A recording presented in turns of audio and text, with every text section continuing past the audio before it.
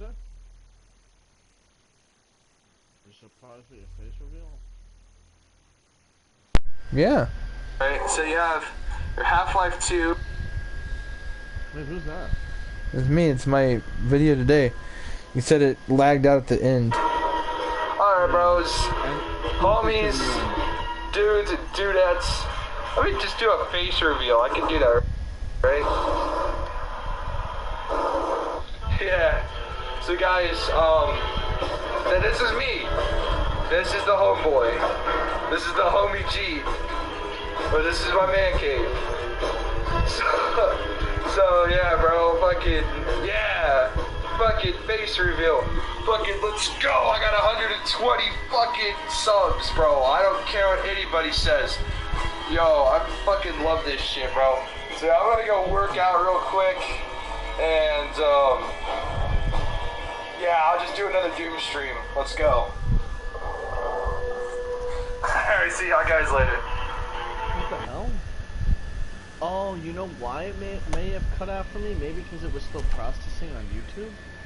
Yeah. YouTube's got a weird processing system. I miss the old YouTube. I think it was so easy back then. Yeah. I miss when I used to stream. I got it in slot too, correct? Yep. Continue the mission. Yeah, guys, so I did a face reveal. I look like shit. I did not drink enough water and I didn't work out at the time. I did not take a shower. So I have bedhead. I didn't look like I looked tired. Like that face reveal was ass. But hey, you guys know what I look like now. So there's that. Yeah, fucking I just got to see my fat face. Oh man, Jesus Christ.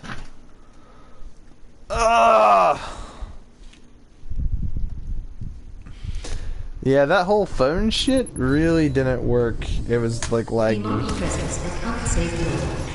Oh, Shiza! So we had actually just beaten Outlast with only like, realistically only 2 episodes. There was 1 episode just titled The End, the final episode. I would have had it done in 2 episodes, isn't that right, Dom? If my game didn't lag.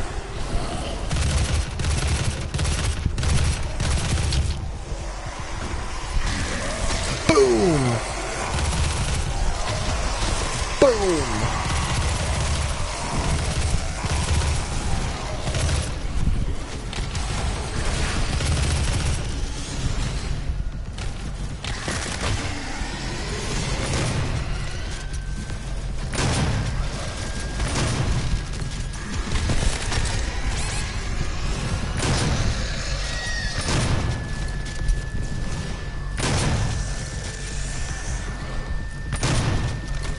That was pretty cool. On my last episode of my Outlast series, Half Stupid came back.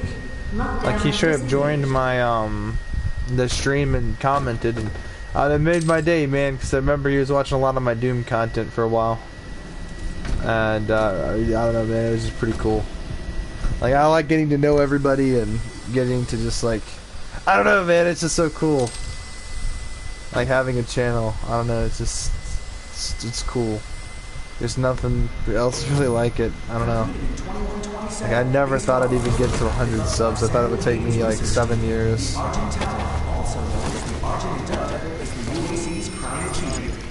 What's that? One thing I like about the new YouTube is, though, like, I don't know, on my iPhone I'm able to show on like other apps, like, and give yourself to the cause. Your video, you know what I mean? Like, I can check my text and still watch it at the same time. That's one cool thing that YouTube does. Yeah, I guess. I mean, I guess, yeah. I mean, it's just like, they've advanced, you know? They've advanced the technology available with recording. But guys, I want to start making, like, actual, like, videos, you know what I mean? Like, I mean, you know what I mean, Dom? Like, in-person videos. Like, about. No, I mean like with a capture card. Like an Elgato. You know, I actually have that for my PS3. Yeah, you have an Elgato for your P3? Something like that. It has a big red button. I record on Yeah, dude, I want to get a recording setup for my PS3. That way I can make Fallout videos for like Fallout 3. I can make Half-Life videos and shit.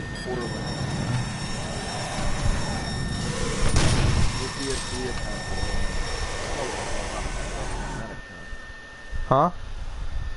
Your original Borderlands from the PS3? Oh, I wouldn't have my original account. That was all the way back. That's back when my account was Tomahawk Man. Yeah. You know why I called myself Tomahawk Man was because a long time ago it was Tomahawk Man is like my main account back in the day. And I've always used SM36415 and I'm like I want to do something different than just letters and numbers. Cause like that's how I'd always like, you know, when like you're in an arcade machine and it says enter your name on the leaderboard or whatever. And I'd always enter an SM36415. There's a reason for that as well. Like the numbers actually mean something. It's I don't think I should say it on YouTube, but it's a number sequence of like nuclear launch codes. It's not the entire sequence, but yeah, SM36415. So I don't know, man. It's just kind of cool, I guess. But yeah. Yeah, I just use that for everything.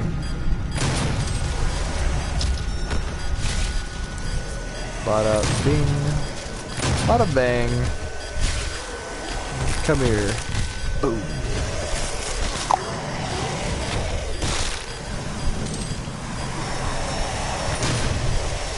I know, it might not have even actually been launch codes. It was just a number sequence thing. Nobody knows what the number stations really mean, but you know, you can only just imagine. So I always assumed they were like launch codes. Yeah, it might mean something somewhere at one point, but oh crap.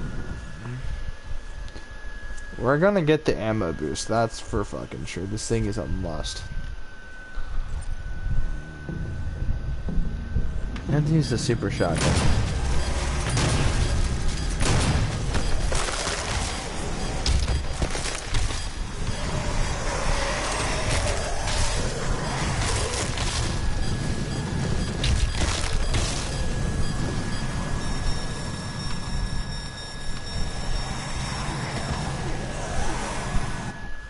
They need to give you like an extra second, bro. Like holy shit. It's like, man, once you run out of the unwilling, it's like holy shit. And you can't just sit there and not doing nothing because your timer's gonna run out.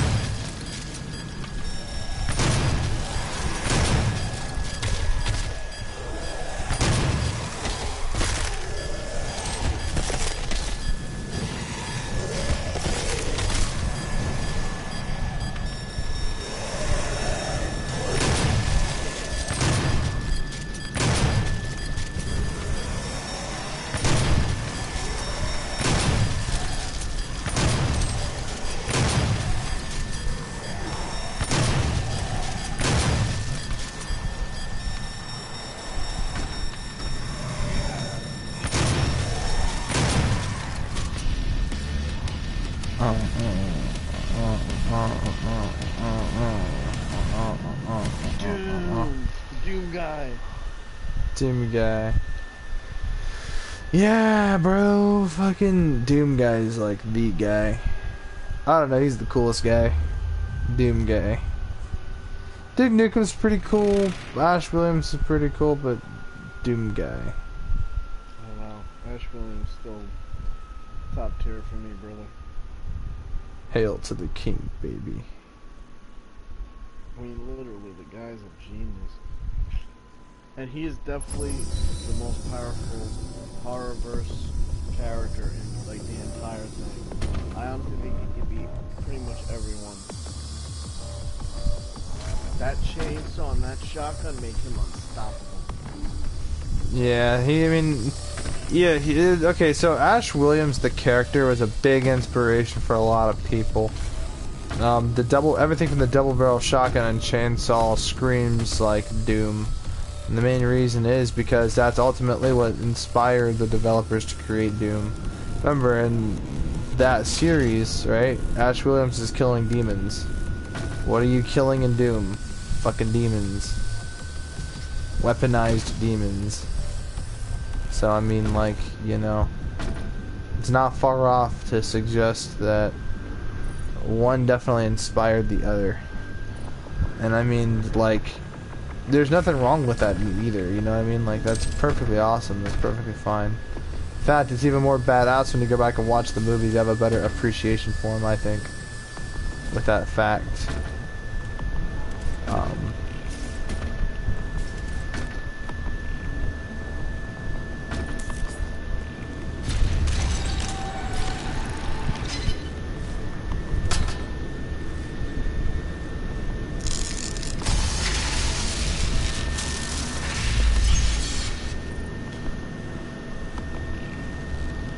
Takarada.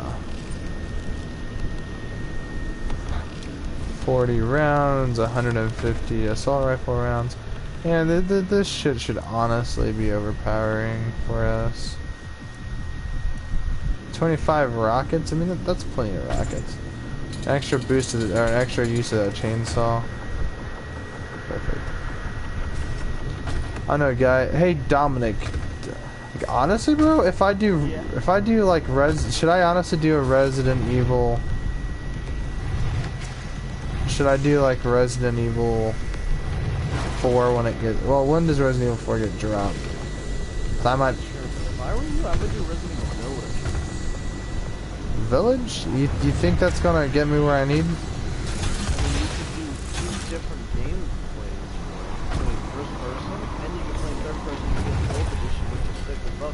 That's less money than what Or I can just pay the cost of the game and pay the extra $2 to play in third person. I would get the gold edition. You get all the DLCs. Like, there's DLC, like, Resident Evil 7, how there was, like, 3 different DLCs. The gold edition, it comes with all the DLC. Like, remember in RE5 gold edition? Gave you everything. Yeah. Basically like that. That's why I always wait for the gold edition of Resident Evil games now, because it just comes with everything. And I mean, that's less than what a main game costs. Usually main games cost $60. So yeah, I guess. It's not really that bad of a price for what you're getting. And you're getting like like, I think there's DLC where you have remember in RE7 that one pistol shotgun? I mean, not shotgun. Pistol shotgun? I don't know why I said pistol shotgun. I meant the pistol Albert pistol. Oh yeah, the Albert. Yep. Yeah, You get that. based off of Albert Wesker's Samurai Edge. Yep. Exactly. But it was suppressed. Albert Wesker's was never suppressed. But in Resident Evil 4, yay, more Doom. What's up, Pug Empire? Yeah, man, I took a little break from Doom. I beat Outlast in literally 2 episodes. Literally. I had to do the ending on a separate episode because my game glitched, so that's just really a continuation of the previous episode. I mean, that's pretty fair to say, wouldn't you say, Dom? That it's not like 3 episodes. Even though it really is, but like, nah, man, because, like, I spent 3 hours playing the shit out of that game. I think it's pretty entertaining, really. Damn. Yeah, no. So I beat Outlast, the original one, in literally 2 videos. So if you guys want to watch extended, like, gameplay and commentary, that I really recommend that. That's just enjoyable to watch. And that fucker just killed me. But and I beat it on hard difficulty. I did not beat it on normal. I beat it on hard. So it's not like the game was a complete like breeze. So I literally beat the original Outlast on hard difficulty, in literally 2 episodes. Now the last episode is just the final mission, just the final segment, and I mean it was pretty quick. I died a couple of times because the wall rider is overpowered at that like stage in the game, but I don't know, man. I love Outlast. Like, I don't know, man. It's like I took a break from Outlast because I'm like, that's not what I like in a horror game. At least not survival horror. I don't think that it has the ability to be proclaimed as survival horror because it's not. Like, there's no like fighting back method. There's no defensive method. There's nothing to where you can defend yourself against these creatures. You have to run and hide. A survival horror game gives you abilities and resources to utilize for your survival, and you have to maintain those resources. They're most likely limited. Whereas the only resource available to you is your camera, which runs off of batteries, and it has night vision capabilities, stuff you see in those really dark sections of the game. So it's a tool more than it is a weapon. And there's no, like... It would have been really cool if you can collect, like, a small pocket knife, or if an enemy grabs you or something, you stab them and push them away, sort of, like, get them to, like, fuck off for just a couple of seconds or something. There's no weapons. There's nothing. Even, I would be okay with a clanky melee combat system, and it would only work on your regular enemies, right? Like, I think they're called variants. They're the mental patients, but, like, Chris Walker, the Doctor, the Wall Rider, these, like, boss pursuer enemies would not be affected by the combat. You know what I mean? It'd work kind of like Manhunt with bosses, if that would make sense, that you can't kill. So it's like you have to just run and hide from them. But that's just me, man. I think that I hope that the next Outlast game takes on a more survival horror aspect. It'd be really cool if you play as like some rogue Murkoff soldier, so you have access to firearms and stuff, and it takes more or less like a more story element there. You're taking on like a really huge story element, right? But being part of Murkoff, which would really help expand the lore and really take away the whole, oh, this is just an indie game, because indie games are seen as like B movies, right? Where B movies aren't really meant to be like great movies. Some movies are really great. Like there's this one 80s B movie. It's kind of like Mad Max, just set in the future. It's called Cherry 2000, and it has some mature themes, but ultimately, I mean, it's the only issue I have with the movie is it's just predictable. But long story short, like, you know, just because something is titled a indie game or a B movie doesn't make it bad. It just means that its production value wasn't as much as something like a AAA game or like a premiere film or something like that.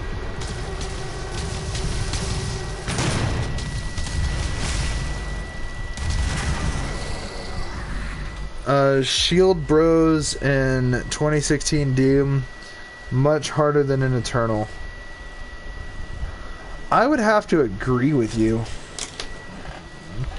On Doom Eternal, they just seem like they weren't such a big deal. In this, they're like actually a big deal. Like the shield actually makes a difference. I'd argue the only shield in Eternal that was very difficult was the Marauder.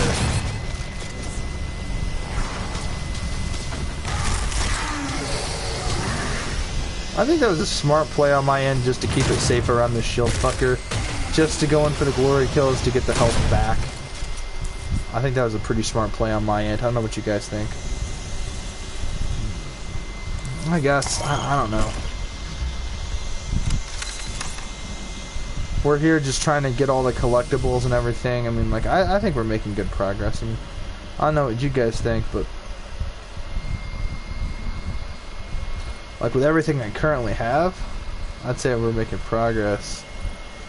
Like, look at this shit, bro. We already have the super shotgun already almost fully upgraded before I'm even supposed to have it. This is a new game, and you can tell because I don't have the BFG, I don't have the Gauss cannon or the minigun. So, like, I've already discovered a lot of secrets. I even went back to a previous level to uncover more secrets. I couldn't find them all.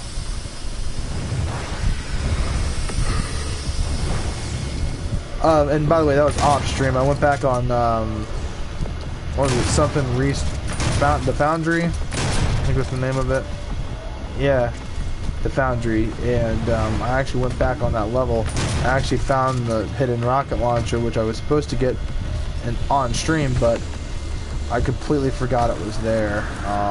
It just slipped my mind. But I know of its existence. I know that it was in the map, and I know where it was in the map. It just slipped my mind that I forgot that, like, when I was streaming, I had, like, a really big talking point going on, I think, or something like that, and, yeah, it had me really distracted, and I most likely had forgotten that that was still something for me to do. But yeah, I'm going to go ahead and say this right now. When it comes to my alternative content, I don't see it being very popular. So, because when I play a game like Outlast, you know, it only appeals to a certain audience. So when I just suggest to check it out, I mean, just like watch a few minutes of it. Like, you don't have to watch the whole thing, but if it's something you're interested in, or maybe there's a game like it you want to see, just let me know. Because I want to start branching off a little bit more. I don't want to branch away from Doom, because Doom is like my main source of content, and there's a lot of content to be had with Doom. Considering that there are like 3 numbered titles, Doom 2016 and Doom Eternal aside, there are still, like I said, 3 numbered titles, and that's a lot of gameplay there. It's like 3 games I can spend hours of each game playing the crap out of both of them. So it's not like I'm ever gonna run out of time anytime soon. Eventually, when I beat those games on all their difficulties, and I've done every little possible challenge, that's gonna be like thousands of hours, not thousands, hundreds of hours after the fact, you know what I mean?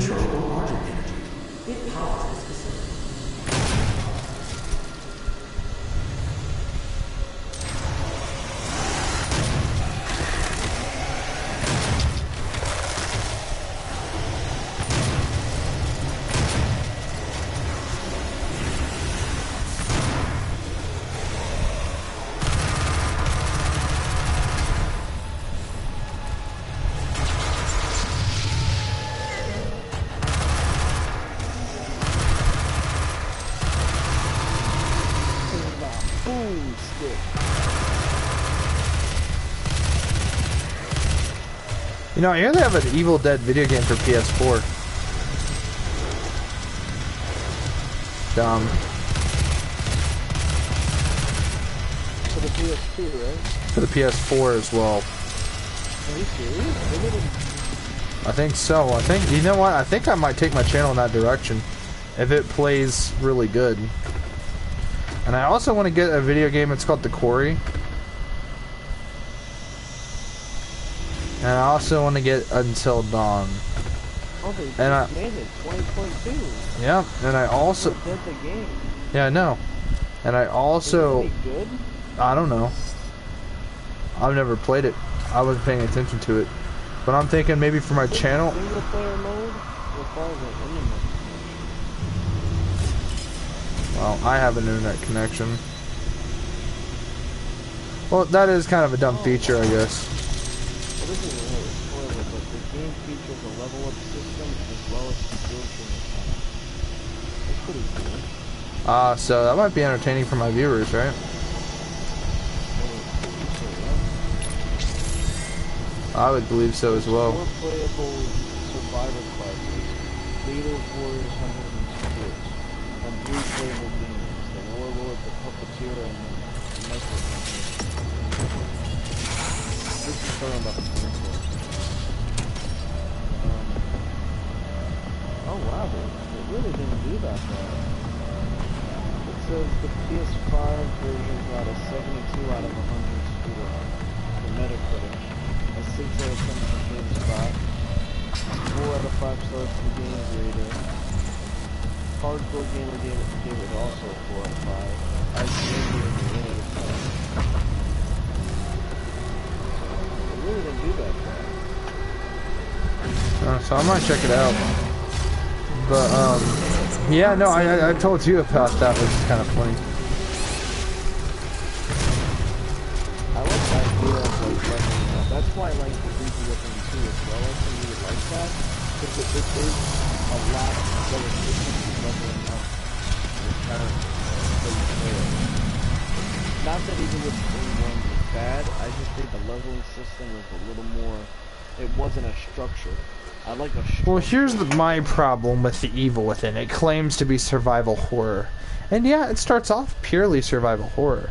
And yeah, it has a lot of scary moments in it. And yeah, the environments are creepy, the enemies are spooky, the story is both intuitive and a little bit, you know, scary in some aspects. It also is very disorienting, but at the end of the day, I mean, like, you got the bow and you're killing a lot of enemies, and then once you get to the latter half of the game, it becomes more action.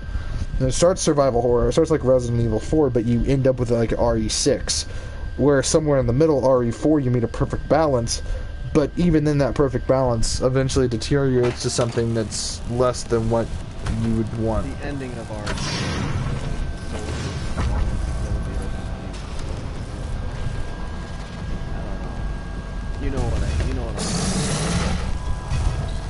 I don't know. But that's just my opinion about the original Evil Within. And I mean, like, even then, it still had moments in the beginning of the game.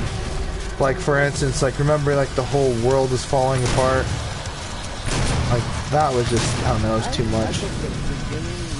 But, I mean, I guess but when you understand the ending, it actually, the whole game sort of makes sense in that regard. But what I do like, after, like, the Saddler boss fight was really well done in RE4. Oh, that's RE4 though, but I'm talking about Evil Within. Like, once you get to the ending, everything that happened until that point, once you get to that point, when you beat the game and you've read a lot of the other articles and you sort of, I mean, when you come to a basic understanding of what happened, everything makes sense. Now, when you have a deep understanding, you really understand just quite how deep this story goes. It's just unfortunate, in my opinion, that, you know, Ruvik, right? That ending? Yeah, with Ruvik. Yeah. The dream world. Yes. When you're all plugged up to the machine. Yep. But do you remember?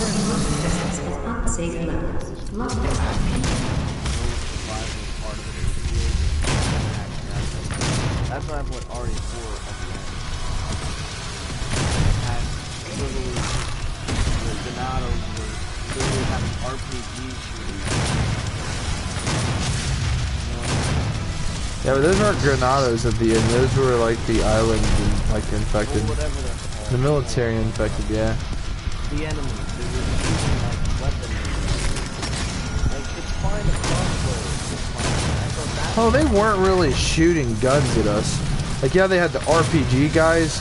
Well, I mean, yeah, they had those minigun guys, right? But those are a special enemy type. Yeah, I always thought they were it was getting too much of the action part. Yeah, but do you also remember, by that point in the game, you've unlocked so much weapon upgrades, and you've had so much, like, money and so much pesetas that you could literally buy the most insane weapons. I don't know, I just felt like the game was really drifting into that. That's what happened at RE5. There was no scared of RE5. Are you scared to play RE5? I don't know. Because that game has no scares in my opinion. Nothing in that game. I thought one of the scariest moments in RE5 alone was the original Ouroboros boss fight, right? Where you're like fighting that tentacle monster thing and you have to incinerate it. I thought it was scary because the monster was unknown what exactly because here's the thing, I didn't know exactly quite what it was. It was more or less like the fear of the unknown because it was unlike anything I'd ever fought in. And, you know, it was my first time seeing this type of enemy in a Resident Evil game. And considering that it was like, you know, there was like no like previous, like none of my previous Resident Evil knowledge was going to help me fight that thing. I had to learn new like tactics. I had to figure it out, which it was kind of weird because it was just like it was doing attack patterns that I was just not used to, and so I mean that part was scary. And also, not gonna lie, they made the lickers look retarded. But remember that liquor hallway? Oh yeah, I know what you're talking about. The hallway with all the liquors in it. That part was kind of scary, kind of. But apart from that, The elevator. yeah. But apart. I never got scared, dude, of that. But apart from those two like moments, nah, man. The rest of the game, well, they were. I wouldn't really use the word scary. I would just use the word tense compared to the rest of the game. Like your heart rate was. Yeah, because it's just like, whoa, okay, oh shit. You know, it's when you start looking at your inventory and resources and shit. But overall, when it comes, Story 5 was fun to play. Even though the two players in my video, like that game is not fun to play. The AI system, Sheva just heals you no matter what. I thought that was annoying. RE6, now on the other hand, that game had no scary moments, zero. There's the dialogue, then like there's people around you. The AI is oof, the AI. I mean, like, oh my goodness. What RE6 tried to do was try to get every single person to want to play RE Resident Evil, and what it did the exact opposite. It made like it had any solution they tried to do made it a problem. In my opinion, not that RE6 is the worst game in the world. It's just the worst Resident Evil. well, I mean, when you take it for what it is, okay. Once you know it's an action game and that's what you expect, then it's not. Then I don't really see it being an issue. Resident Evil was never supposed to be. Yeah, I know, but like once you understand that Resident Evil 6 is an action game, It should have had more survival elements. Because when they knew that RE5 wasn't what exactly what the fans wanted, they should have fixed those problems and made it more like RE4. It should have made it a single player game that people wanted to play. Because RE5 originally was supposed to be single player. I guarantee RE5 would have been much more fun to play as a single player game. And if the level designs were a little more tweaked to be on the darker side, which in Africa, you know, I understand the sun's always out and everything's bright. well, yeah, I mean you're in Africa, and like you know Africa is like a deserty environment, and so because of that, Original trailer for RE5, they made it so that there'd be a lot of shade in the outside. Like there'd be things covering the top of the building, so it would be more shade and darker tone. And that's what I think Resident Evil is about. Using the environment in a way that can make it a lot more darker than what it appears. I don't know about you, but usually when places are darker, the game is usually a little more scary. In my opinion. Even if the game isn't meant to be kind of like a scarier game, I don't know. Anything that's darker is supposed to inflict, you know, like more of like danger. The unseen, the unknown. You know what I mean? yeah, I suppose. What do you call it? My biggest thing with RE5 was it's just lack of competence with the way it handled everything, you know. I mean, like on one hand, you know, yeah, I mean it's a fun game, you know what I mean. You know, on one hand it is, it really is, but The story was good too. yeah, the story was pretty good. I liked the whole I liked Jill Valentine's appearance, and yeah, I mean it made sense, but at the same time, it's just like I don't know, it's not really conclusive. You know, Chris. Chris walks away. Yeah, the main bad guy's dealt with, but then RE6 happens, and now we're sort of stuck with our thumbs. Now we're back with our thumbs jammed up our asses. You know what I mean? I think they messed up RE6 too much. You know what I mean? Like, the game was all over the place. The story was, you know, like when you're playing as other characters, it's like you're playing the same game 4 different times. But yeah, you get to see certain parts that character saw, but it's like, when something's too repetitive, it's too much. Okay. RE5 was linear. That's the difference. Alright, may I, I think linear trumps it all. yeah. The story. May I 5 is better than 6. may I add a point? So right, when you're saying that, like, yeah, so when you're basically playing the same levels from a different perspective, yeah, it gets repetitive. But I think it makes it interesting. But the problem with it, they've already done that mechanic in RE4 with separate ways. That was the whole thing, right? It was just Ada's perspective, right? And yeah, you played in a lot of the same environments, and essentially you'd basically be playing a backwards level, almost, pretty much. The issue becomes when that's your whole game, and when your campaigns are so short, because think about it, they were like, what, only 5 or 7 missions long? Right? And you're like, yeah, they were long missions. Yeah, they might have been long missions for the game, sure. But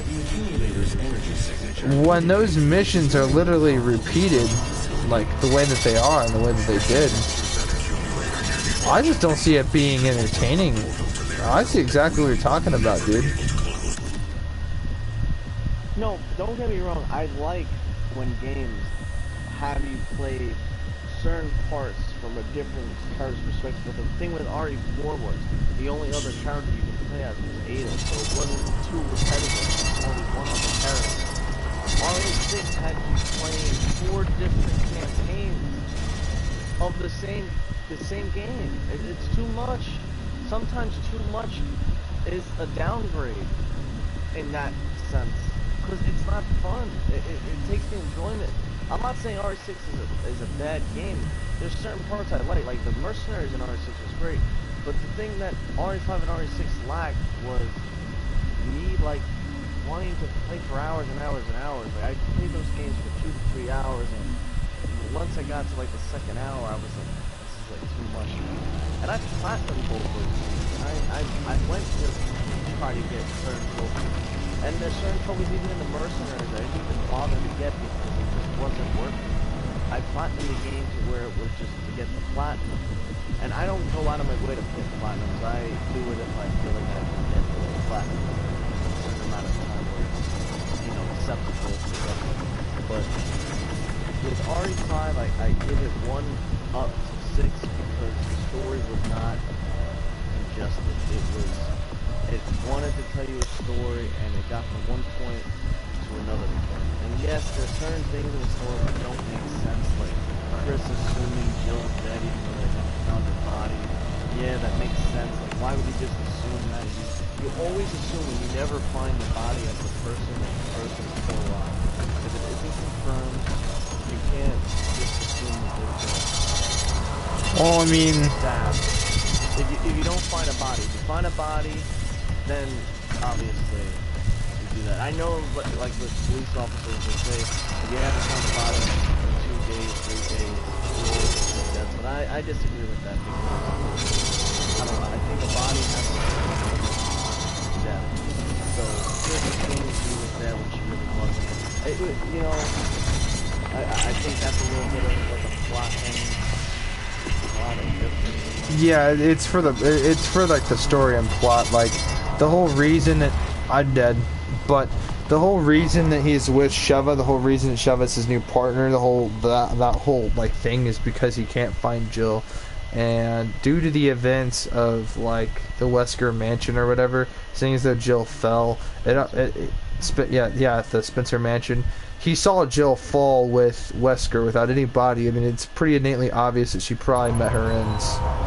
I mean, like, I disagree with that because Spencer had all these powers. You don't think Wesker would have been fast enough to run through the water and save himself, and then Jill was also holding on to him, so you would have to assume that she held on for dear life and was doing all this to save themselves. So he should have just put 2 and 2 together and said, you know what, she's probably alive. Wesker might have killed her, but I can't really say that because there's no body to claim it. Or Wesker could have used her body for, you know... Possible, it's very well possible that Jill could have died. It's very well possible that Jill could have died, and they used some sort of virus to sort of bring her back or something. That's what I'm saying, like he could have did yeah. if you remember Code Veronica. Yes, I know that's a spoiler, but Code Veronica was a long time ago. If you haven't played that game,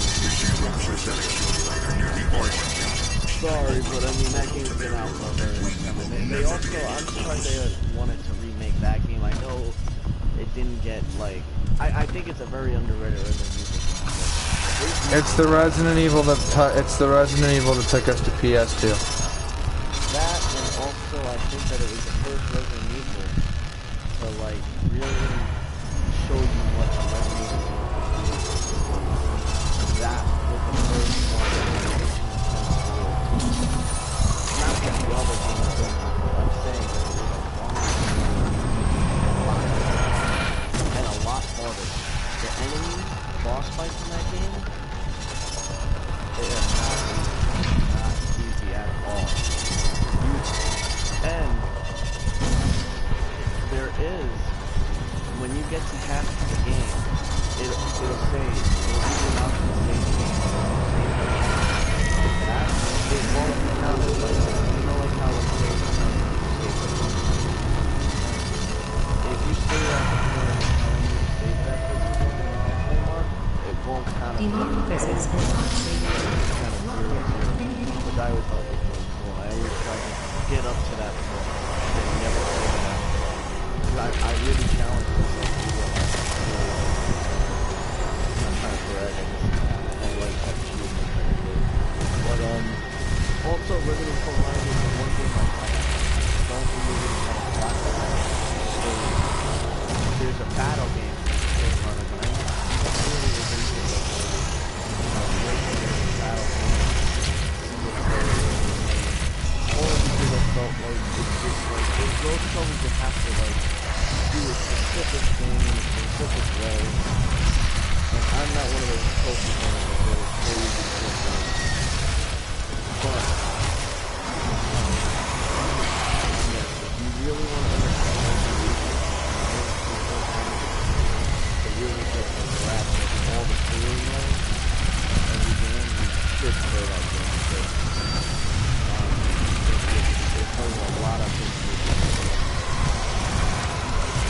5 with the whole thing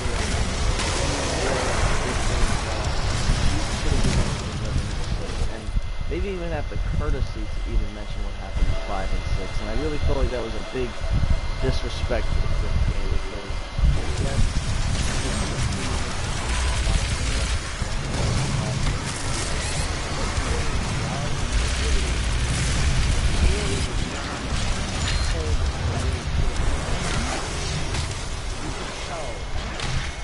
they just, you know, the Simmons villain guy, he was not Wesker. He doesn't even go on the same caliber of what Wesker was as a villain.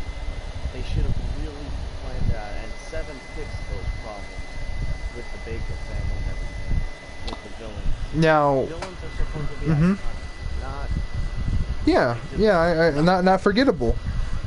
He was very forgettable. He's Yeah. the worst villain in the Resident Evil franchise. I'm sorry. He's an idiot. He is the stupidest villain. Yeah, like, I mean, it's innately obvious when you first see him, like, he's your ally and all that. Sorry, spoilers, but nobody cares about RE6.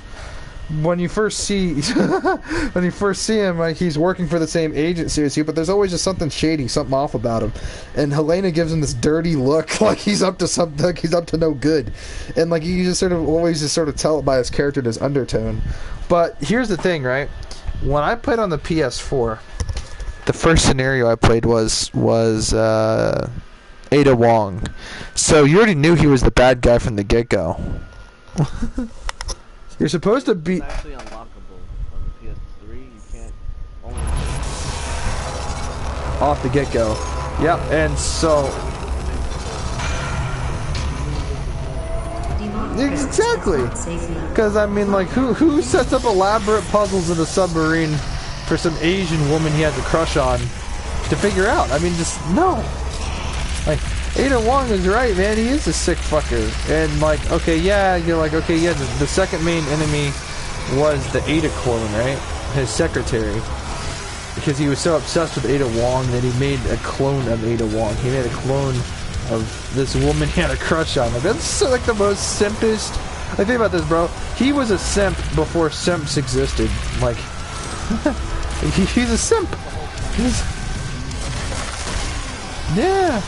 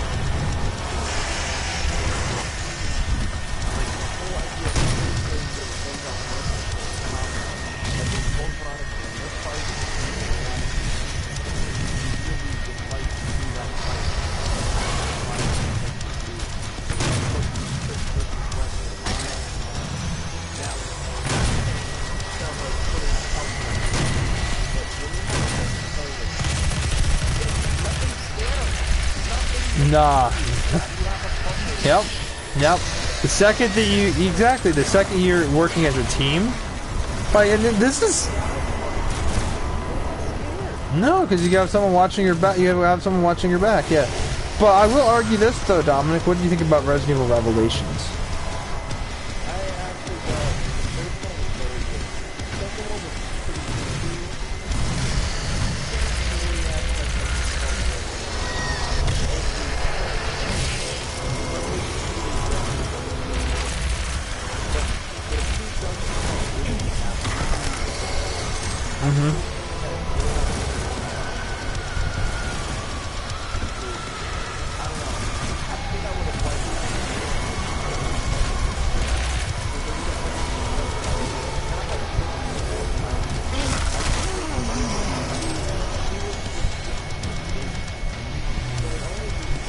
Well, here's what pisses me off, Dominic.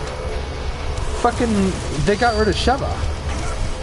They got rid of Sheva. Like, she's not even in that game, and she was Chris's previous partner. Wouldn't it have been cool to see? Exactly. Wouldn't it have been really cool to see Sheva in RE6? And also, by that same extension, wouldn't it have also been pretty cool to see Claire come back?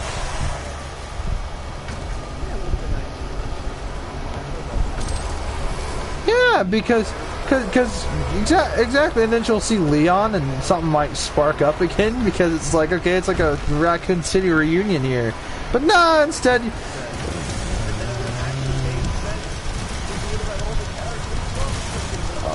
Exactly. And I think Claire, I think Claire over Helena would have been perfect, because I'm just saying, dude. If they ever remake that, get rid of Helena. She's fucking useless. No, she's not poorly written. It's just like, in context, she's fucking useless, dude. Like.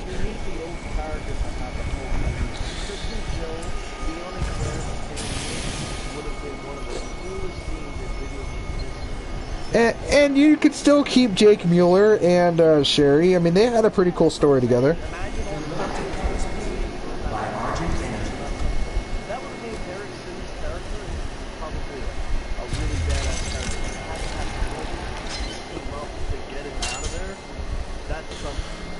Well, here's what I think. Here's what I think, bro.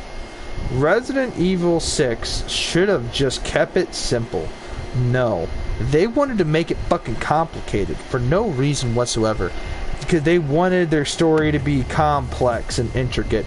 But their characters aren't complex and intricate. Only the story is. And the problem is, when you have a game like that, where the characters aren't complex, they're not really relatable, they're meme-worthy, the dialogue sucks, there's nothing memorable about the villains, or the characters, or the plot for that matter, but your story's still complicated, it's hard to follow, so you want to pay attention to keep up with it. Problem is, the story was ass. So you're trying to keep up with a complicated ass story with characters the characters that are for the most part throwaway, and your main cast, which is Sherry, Chris, and Leon, those characters just seem like they're like Chris just looks washed up, Leon looks depressed, and fucking Sherry is a damsel in distress. Like, which is wrong. Well, I mean, okay, maybe I take that back. I mean, she's evolved as a character, but she didn't evolve that much. But she didn't evolve that much. I mean, how much did she really need Jake in a lot of those scenarios? I mean, she really, like, at first you're like, wow, she's grown up. She's a badass. She's this. She's that. But Jake's always having to save her, right? That's at least what I remember.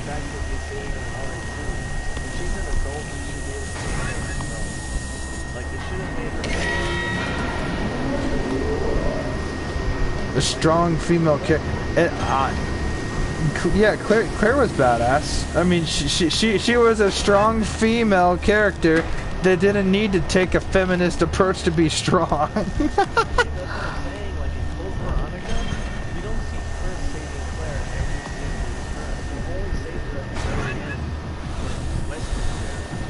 Because that's Wesker.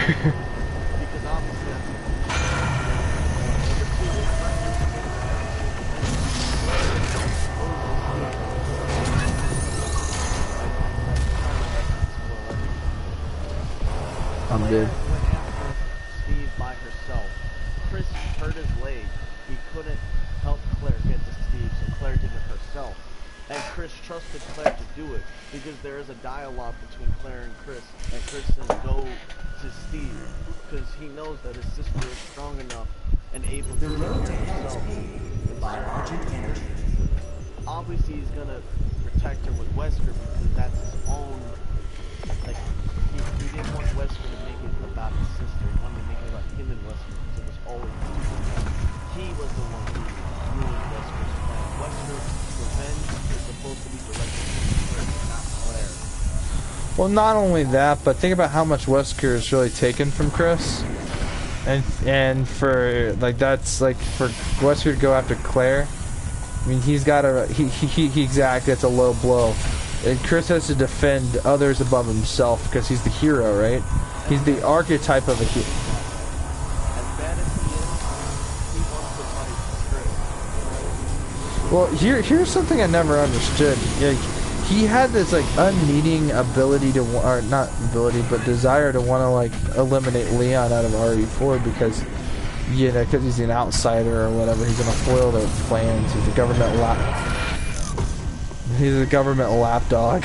Yeah, part of the government wanted to get rid of any like, not just being an outsider, he wanted to get rid of everything.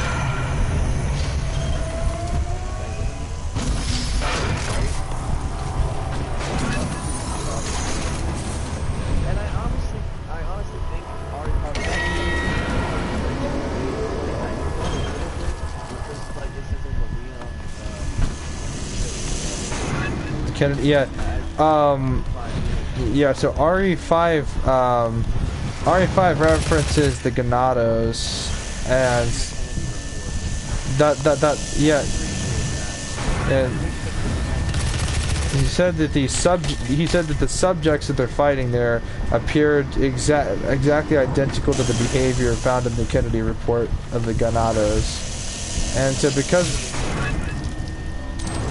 there should have been a lot more references to 4.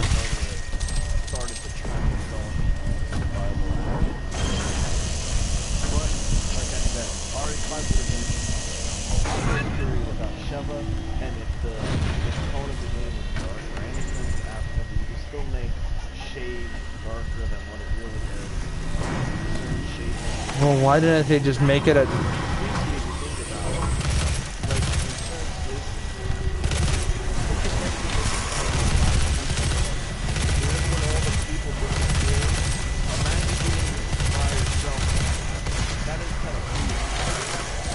Yeah.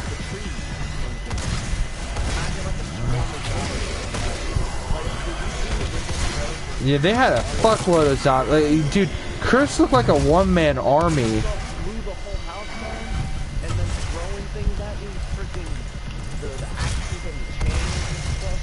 That was freaking me out. Thinking about playing in that set. Yeah, because it made it see, because like not only that, but like okay, so you know when you're playing as Leon S. Kennedy, right?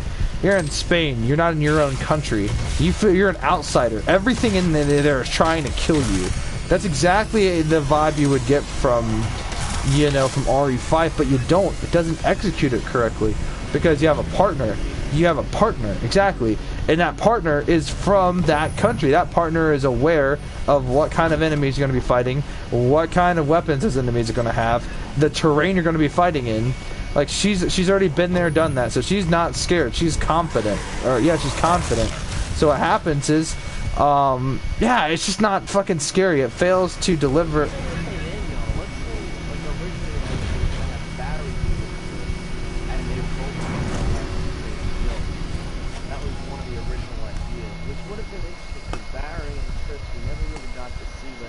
It would be really cool.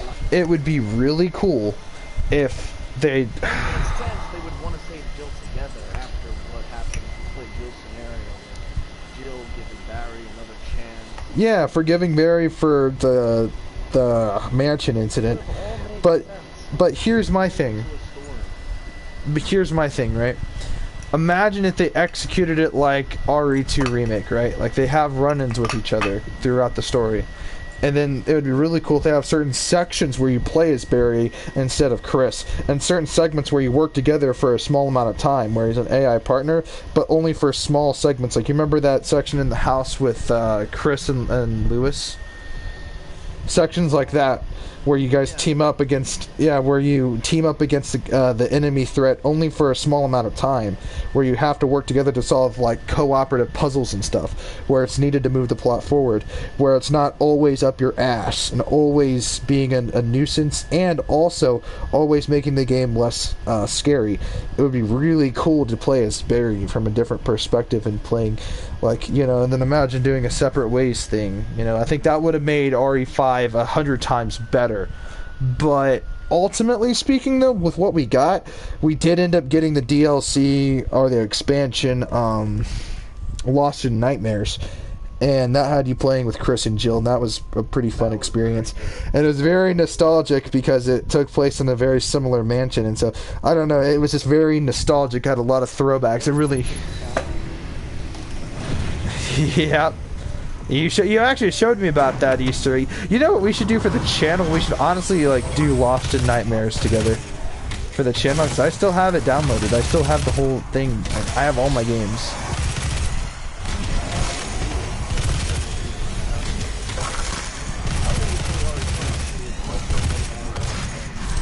I'm kind of reluctant to play it, but I still have it downloaded just because the Resident Evil title, just so I have it.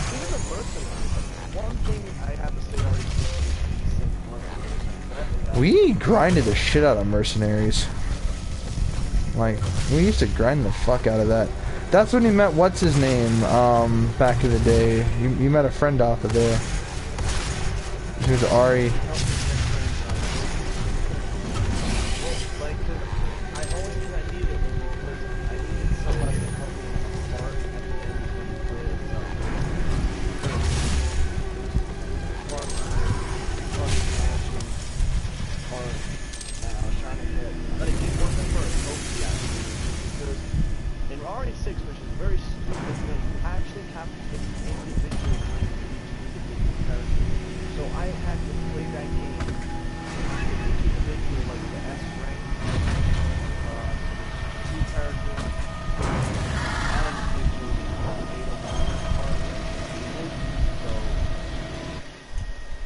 Eight times the same thing, and for each mode, beginner or whatever it is, easy, normal, hard, and very hard, even harder than hard, or whatever it's called. What was that one mode that we just hated? It was the hardest one. I can't remember. It had a certain name to it. It wasn't Nightmare.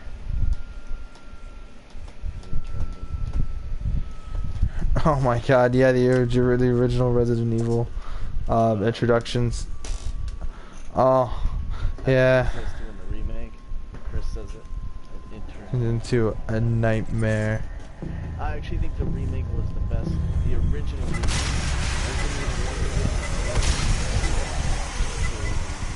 Not that RE2 wasn't good, but I really wish that they had Chris and not because in the original Resident Evil 2, you unlock with a battle mode. And I actually think Resident Evil 2 goes the battle mode really well. You have to like fire shot and then the game ends and open the door to the last bomb and then go back to the current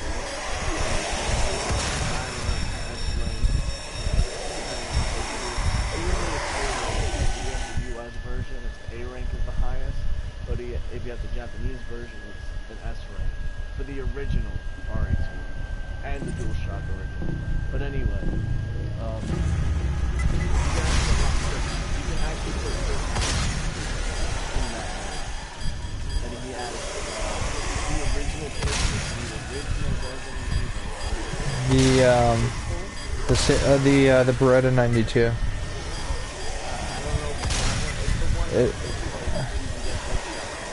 It's a Beretta 92. It's called the Samurai's Edge. It's used by Stars. Beretta. It's a Beretta 92 FS, calibrated in 9x19 Parabellum.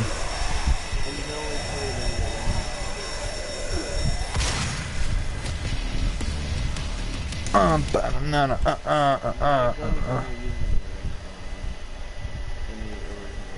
anyway, I just thought that was really cool that they actually had a better model. Like you see, like you said they did. Like I watched you play the PS4. So just imagine that model of Chris, just better enhanced graphics for Resident Evil 2. That's basically what they did. So Chris is in Resident Evil 2. Which is pretty cool, in my opinion. I always thought that was Which is kind of funny because Claire's whole thing, her whole shtick, is she's trying to find her brother Chris. But he's a playable character. In the Mercenaries, I know it doesn't count as the main story, but it is cool to think that his design, they actually made his design. You know there's a beta version of Resident Evil 2 where you play as Marvin Branagh?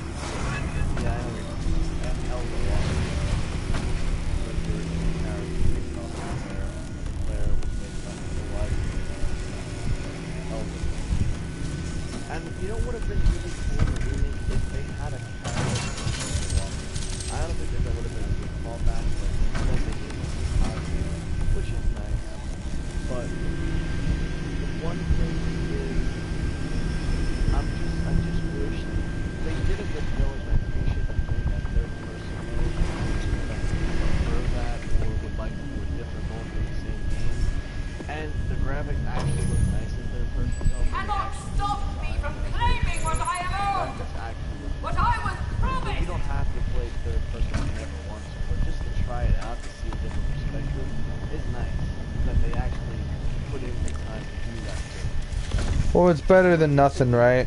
That's the whole thing, right? It's better than them not doing anything at all. Like, you got developers like Rockstar, right? It's nice when we even get a throwback to their previous games, let alone them actually making a new game at all. Yeah, but the problem is... Exactly. The fans notice that, but the problem is, like, with Rockstar games, like, they released, like, a while back, they had this update where they had all these masks, and they had Manhunt masks, like they had the Smiley's mask, the Cerberus helmet, gas mask, the Pigsy's head, some Smiley masks. They had the pedophile mask, you know, the creepy guy that's like, you make me think those awful thoughts. That guy from Manhunt, you know, the guy that's trying to kill you. Yeah. That guy, they have his mask, and they have a couple of other ones, but fucking, yeah, no, dude, fucking, yeah, nah, man. That's like, oh, dude, that's a throwback to Manhunt. That's fucking awesome, dude. I was, like, so excited. And I'm like, does this mean that they still care? And then they released an arcade machine that had a minigame called Camheads, which is a throwback to Manhunt, because an unused enemy model in the game was called a Camhead. They are guys wearing suits, but they have cameras for heads. Oh wait, this arcade machine is like Manhunt? Holy shit. And it played just like, well, not just like Manhunt, because it played nothing like Manhunt, but it was a definite throwback to Manhunt, you know what I mean? And so I was so excited, I was so happy, and then bada bing, bada bang, you know, that's all we're gonna get, and it's in GTA 5. So that just disappointed the crap out of me, more than anything else. But my whole thing was, you know, Manhunt was my favorite Rockstar game, I'm gonna say. And I think it's a very controversial opinion because, you know, Rockstar's made a lot of games, but the most games you hear about anymore are just Red Dead and GTA. The only reason you hear about Red Dead is because people are like, has Rockstar forgotten about Red Dead? I mean, it's been so long since we got a Red Dead update. GTA still gets updates, and, you know, like for a long time when Red Dead first came out, all you could hear about was how great the graphics were, how fun and intuitive the gameplay was, how great the story was. Nothing but positive reception, and now, like, they don't honestly care. Like, they released Red Dead Online, they didn't release any main story expansions. Like, they don't, Rockstar does not put the same effort they used to. Like with GTA 4, they released story expansions, like they continued the story. Like, you know what I mean? So it's not like...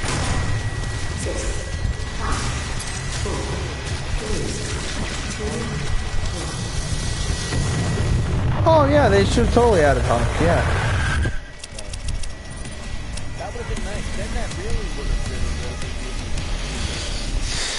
Yeah, the fourth survivor, the one guy who got the virus that continued the franchise. Because actually, Shinji Mikami really wanted the first game to be the end. Then, when they made the second game, they were going to make a third game for Jill. Originally, it was going to be Hunk, yep. And he was on a special assignment. You know, I still, yeah, on a boat, yes. But a lot of people suggest... A ship, boat, same thing. People suggest that... My theory, when I say people, I mean really me, in this instance. I suggest that Resident Evil Revelations was a result of that unused concept. Idea, yeah. And the whole, they changed it from, because here's the thing, right? Hunk was only an RE4 for no reason whatsoever. He was in Mercenaries. The only other appearance he's ever had was in the Revelations games. And the only reason I think that they put him in those games is because he inspired those games to happen. Because his whole mission on the boat is very similar to Jill Valentine's special mission. So, yeah. Revelations was a great game, don't get me wrong, but at the same time, go on. One thing I liked about Ada, though, is that her affiliation with, she's not, like, people consider her a bad character, but I honestly think that maybe the organization she's working for isn't as bad as it is.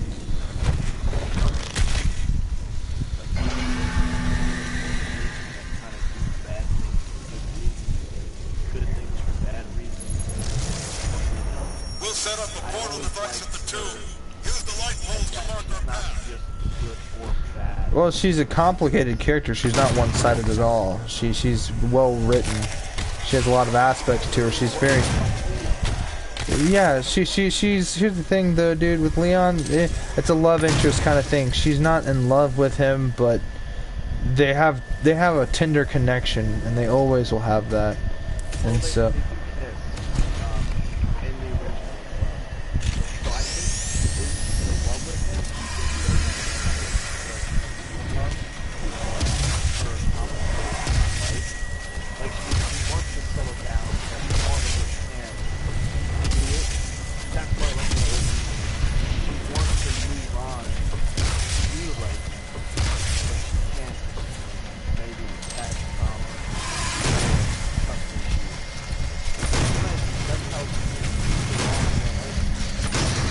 Well, I think that's just reading too far into it.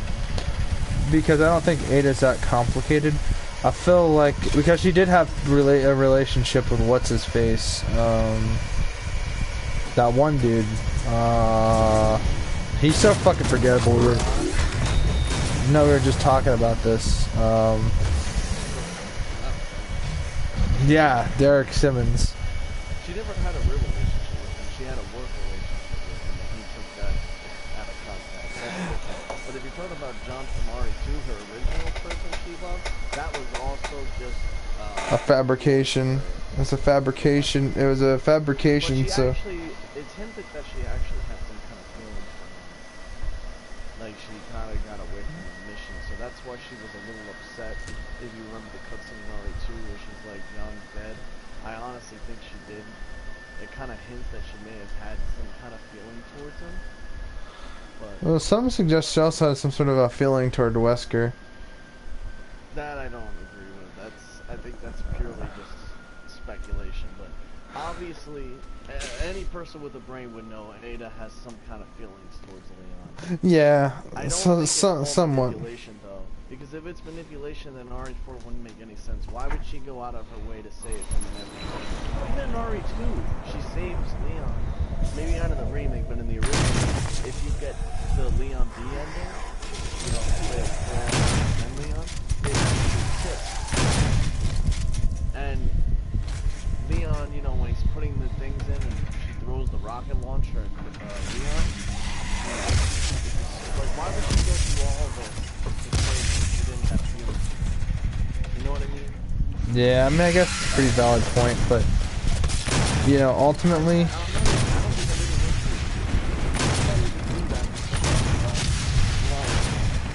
I know when she was first, that's more of like an obligation.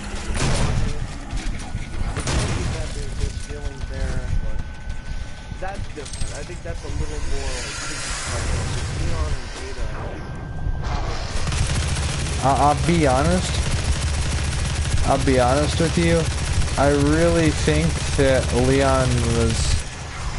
Leon liked Claire more, and I'll be honest why. Because, well, the remake, especially the remake. Because, I mean, think about that ending, the second scenario ending. It's Leon, yeah, even in the original, I feel like he had some feelings for Claire. They just didn't.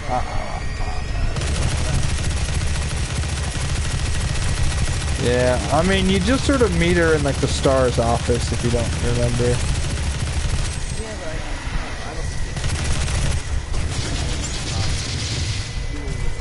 Doing the right thing, yeah. You know what I mean? Like professional. With Ada, not always professional, especially in RE4. There's a lot of that. There's a lot of that. Yeah, I know. Yeah, tension. Yeah, that's the word. When he's like turning into the Ganado a little bit and just sticks the thing, and she sticks the thing, the knife, in a place where it wouldn't kill him, like somewhere in the middle of his leg, like higher than his knee, but lower than his hip. Hip so that it would only hurt him slightly. Even when he was turned, she still found his way. Get him back to his eyes not changing and waking out of.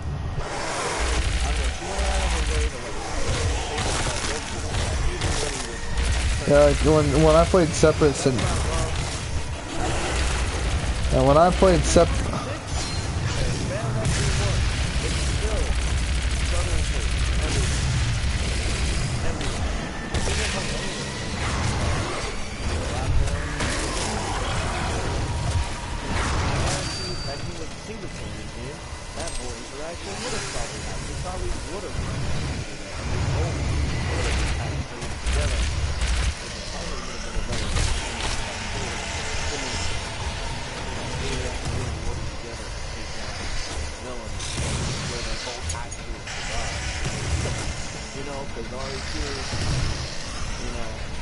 And who's your favorite Resident Evil character of all time? of all time. It's a lot of games, there's a lot of main characters. Just think about it. It has to just be one. Just one definitive character. It could be a side character, it could be a meme character, it could be a villain.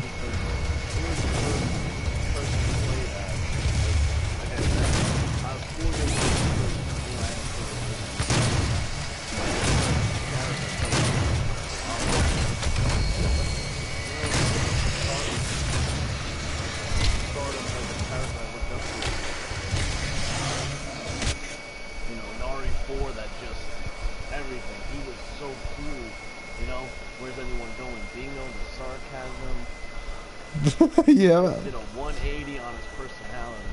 Like, he evolved. He went from... Yeah, you're right. Characters evolve. With 6, the characters didn't evolve. They de-evolved. They de-evolved. They went They de-evolved. became an idiot. He's holding a pistol at the zombified president. Don't turn into a zombie. After he survived countless hordes of zombies and limited the food.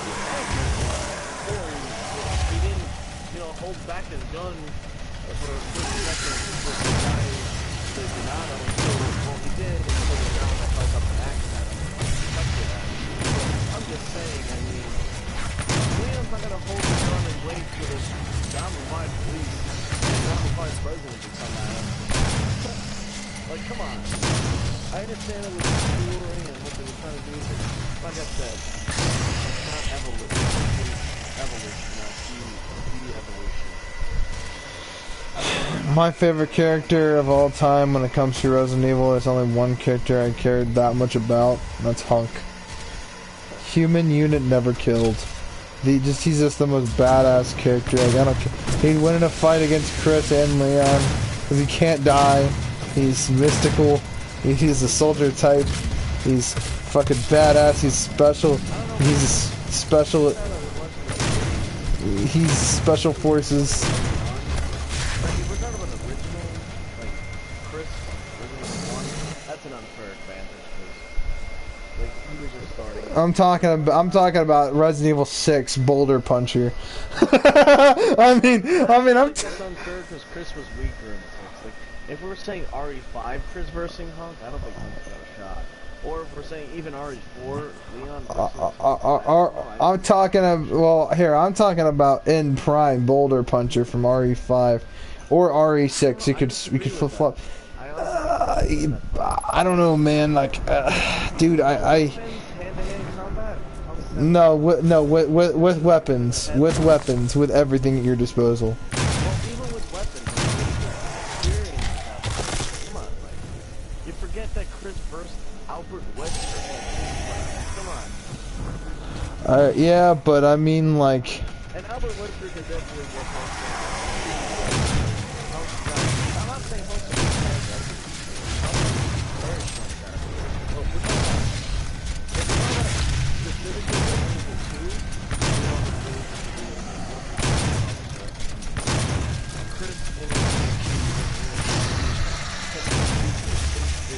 Well, here's the thing, right? Chris developed not martial arts, but he developed a knife hand-to-hand combat book for the STARS team.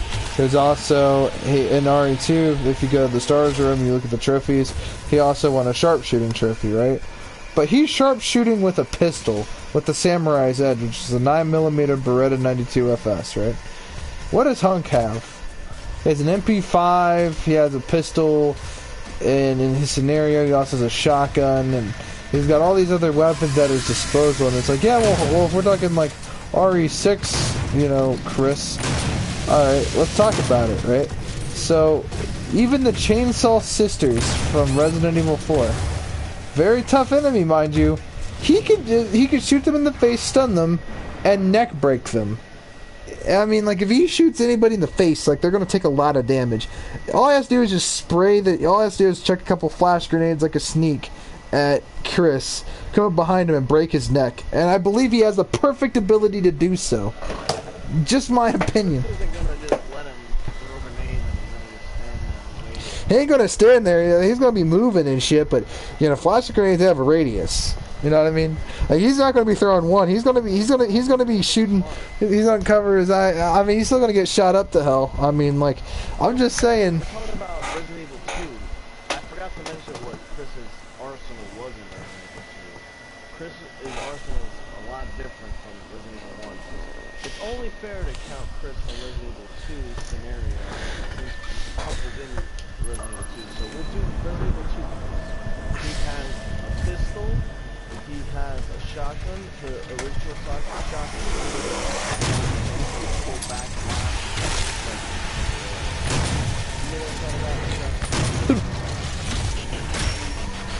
Um. So all Chris has to do is and no human being on this planet is gonna outrun point blank or whatever. Alright, at point blank, yeah, exactly, they both die. I'm just saying, with that logic, I'm just saying, let's say they're at 100 feet distance. That's... You really aren't going to make it. He doesn't miss Tyrant, so obviously that makes but tyrants are a lot larger than a man-sized target, though. and I meant to mention the RPG. It was the RPG. So there's 4 bullets in this RPG. Even if he misses 1 bullet, He's got the quad RPG. right? He is very quick. He's running. If he's shooting 4 bullets, Punk ain't outrunning 4 RPG bullets. I don't care if he's as fast as Albert Wesker. I mean, he can run toward the RPGs and duck low. If they're 100 feet away, I don't think Punk is running that fast. He got 4 bullets. I mean, he's got to get to his extraction point. I'm just saying, I'm talking about a real fight. Obviously, Hulk never dies. It's not realistic. I mean, It is. He just doesn't die. He just can't. So that's just why he wins. See, he take the RPG like the man that he he is. survived was because he outsmarted like zombies and things. We're talking about Chris. Chris is not someone you can outsmart. Yeah. I mean, The whole point of that is, and Punk's a great character. I don't think you can win with Chris or Resident Evil 4. Resident Evil 2 Leon is a great fight. well, with Resident Evil 4, Leon, we're dealing with Resident Evil 4 Hunk. He's got the TMP, custom TMP. He also has the. Great guns, but He also has a lot of grenades. Leon is. He's a government agent. Yeah, but you also understand that from birth, Hunk was trained as a soldier from birth. Like, from birth, he already knew how to shoot guns accurately and how to do hand-to-hand combat. That's cool and all. And he's genetically engineered and modified. Other characters. I'm not saying that they could win just because he's my favorite character or this or that. I'm weighing in. The thing about Chris is, he's not genetically modified like Hunk is. Like, he had to go to that island,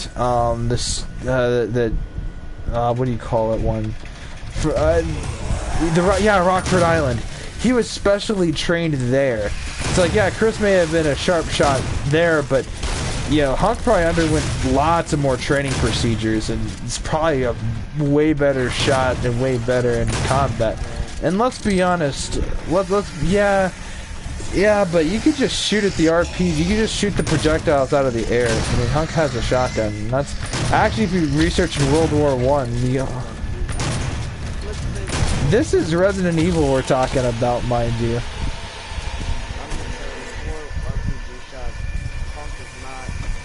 All he has to do is shoot at the barrel. That's all he has to do is shoot at the barrel of it. If the first shot explodes, the first projectile explodes the whole RPG, killing Chris. I don't think Chris is gonna go, let me just shoot my RPG. No, he's gonna shoot one direction, the other direction. He's not gonna know. That's not what I'm saying. I'm saying all Hunk has to do. I'm gonna shoot right. I'm gonna shoot up. I'm gonna shoot down. I'll shoot diagonal. I'll shoot up diagonal. Come on. This ain't stupid. And don't forget, the guy survived the Both of them did. Yeah, no, but Chris is the OG. My whole point here, though, the whole point of this, you see, all Hunk has to do is just shoot at the rocket launcher itself.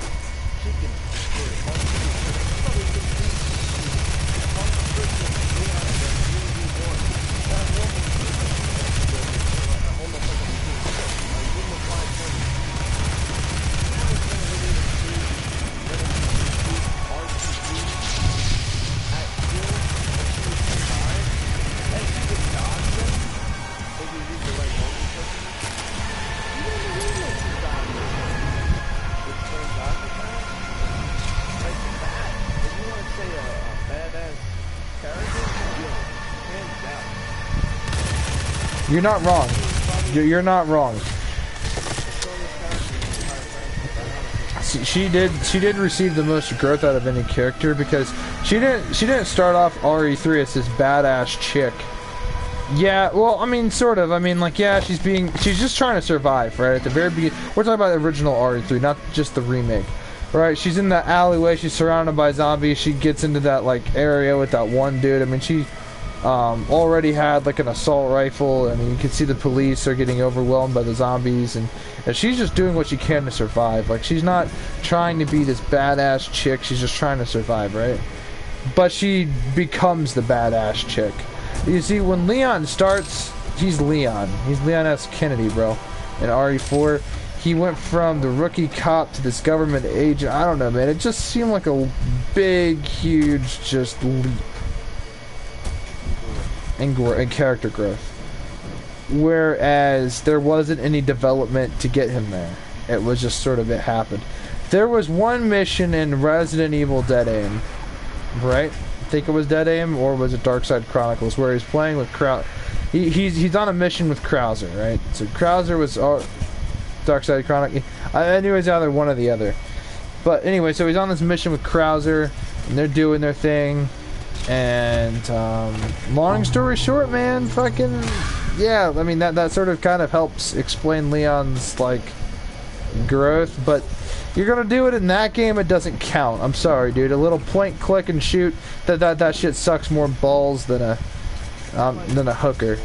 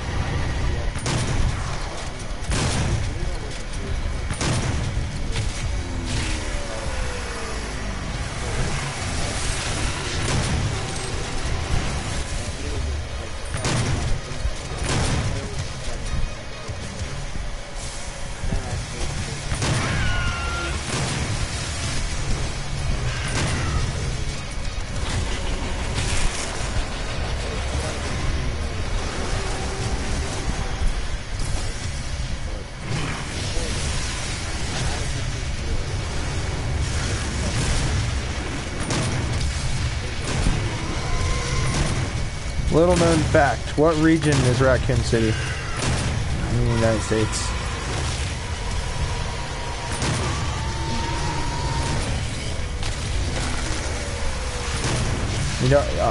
You don't remember RE4 or RE3, RE2? Like you don't remember?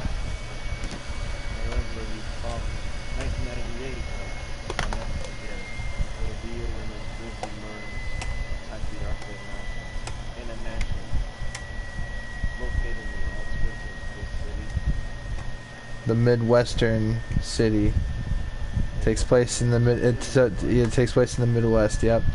And I don't know if you know this or not, but Ohio is the Midwest.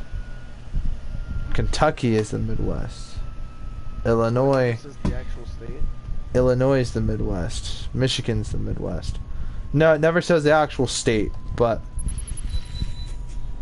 I live in the Midwest. It's not a real place. You know what I mean? It's not. Yeah, Something different in, Resident Evil. well, I mean, the Midwest United States. I mean, like, it's clearly a Midwestern town, so it clearly takes place in like that general region.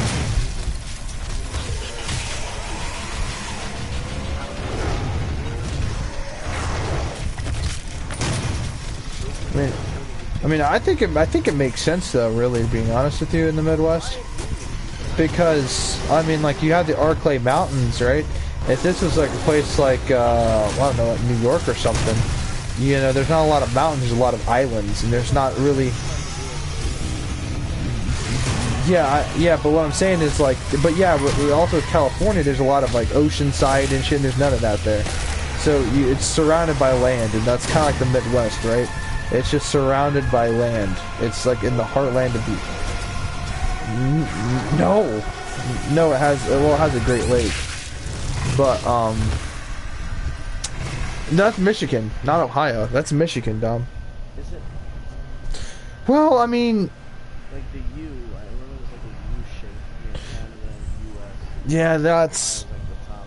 Yeah, you're right. It goes across to Michigan. Yeah, it's in Cleveland.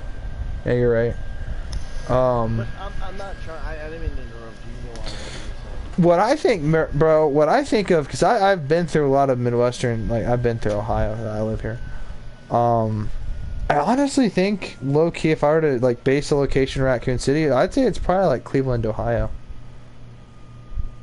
Loosely, very loosely. I mean, Manhunt takes place in Dayton, Ohio, which is actually where I'm from. I don't know if you guys know that interesting fact.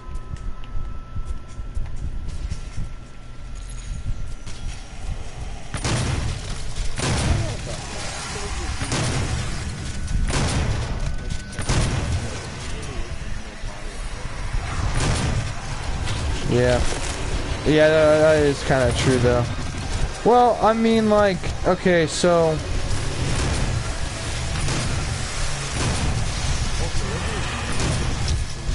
I don't know, man. You know what though? It might be Cincinnati. You know?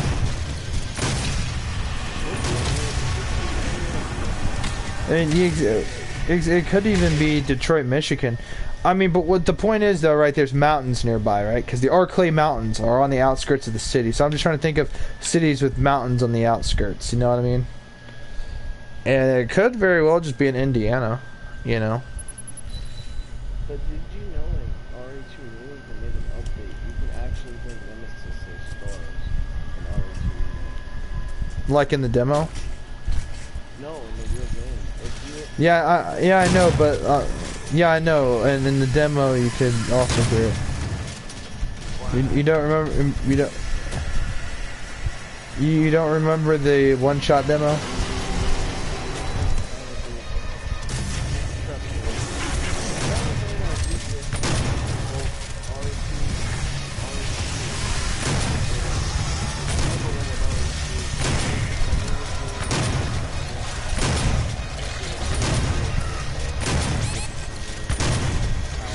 Yeah, they felt very similar.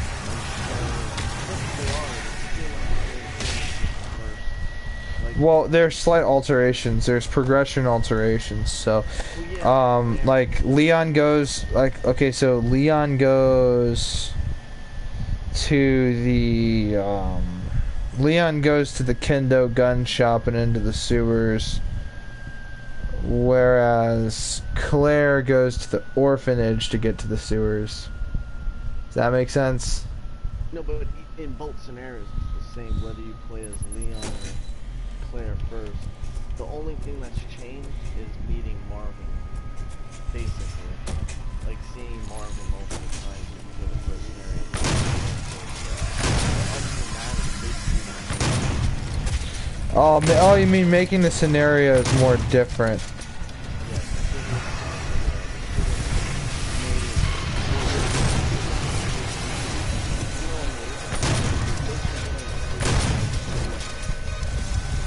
Yeah, that's a lot of...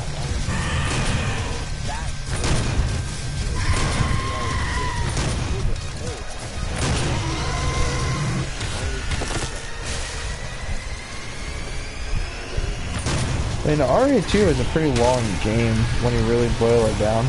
Like, yeah, like, you don't really... Like, you have to, like, travel from the crash site of, like, the truck and the explosion through some city parts, through the Kendo gun shop, and in the original, you both go to the Kendo gun shop, Claire gets a crossbow, and Leon gets a shotgun, right? That's correct, right? I'm remembering the game correct, right? Yeah. And then you go to this alleyway and there's this umbrella van. If you go far enough, you'll get some pistol ammo. You cut through a basketball court, you keep cutting through, and then you get to the RPD. Whereas the remake, you never... But when I was younger, I played normal, and I tried not to get the bullets until I got the star zone, because I learned from my older brother.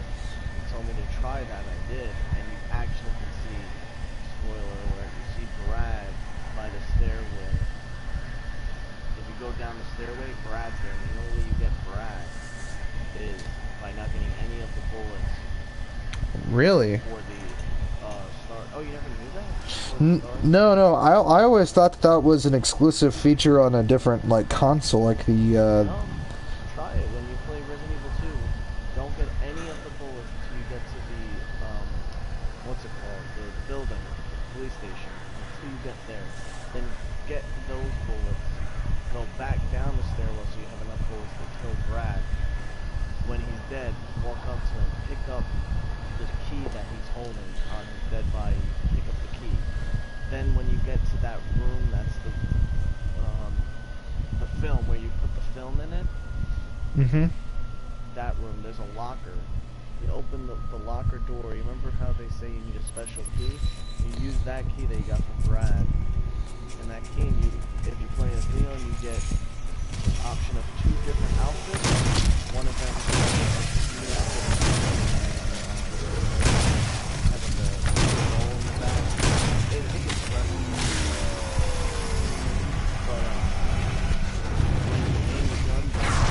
You remember Sideways?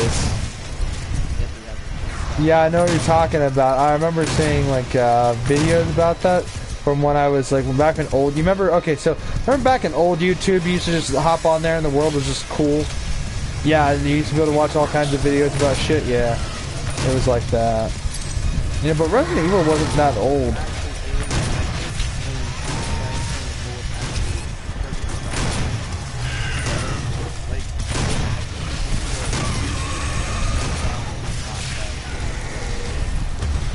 That's back when the alternative costumes actually did things. Nowadays it's just purely cosmetic. I forgot to mention, and with Claire, you get one alternative outfit, and to make up for having one outfit, she has an extra pistol gun. Don't ever use your other pistol when you get the other pistol gun. Yes, it can only hold 6 bullets, but those 6 bullets in that gun are 100% better. It's a Smith & Wesson old action, and she actually, there's an animation that's so cool. See Claire flipping her hand like the old Smith & Wesson thing. I think it's kind of a reference to that. What's that called? Battlefield. Oh yeah. Smith & Wesson's from the 3rd one.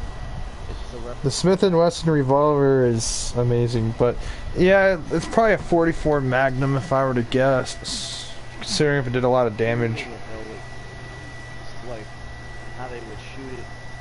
Yeah, where you hold your is it where you hold the trigger down and you just flick the hammer back and forth like? Yeah, kind of like her hand is on top of her other hand holding the gun.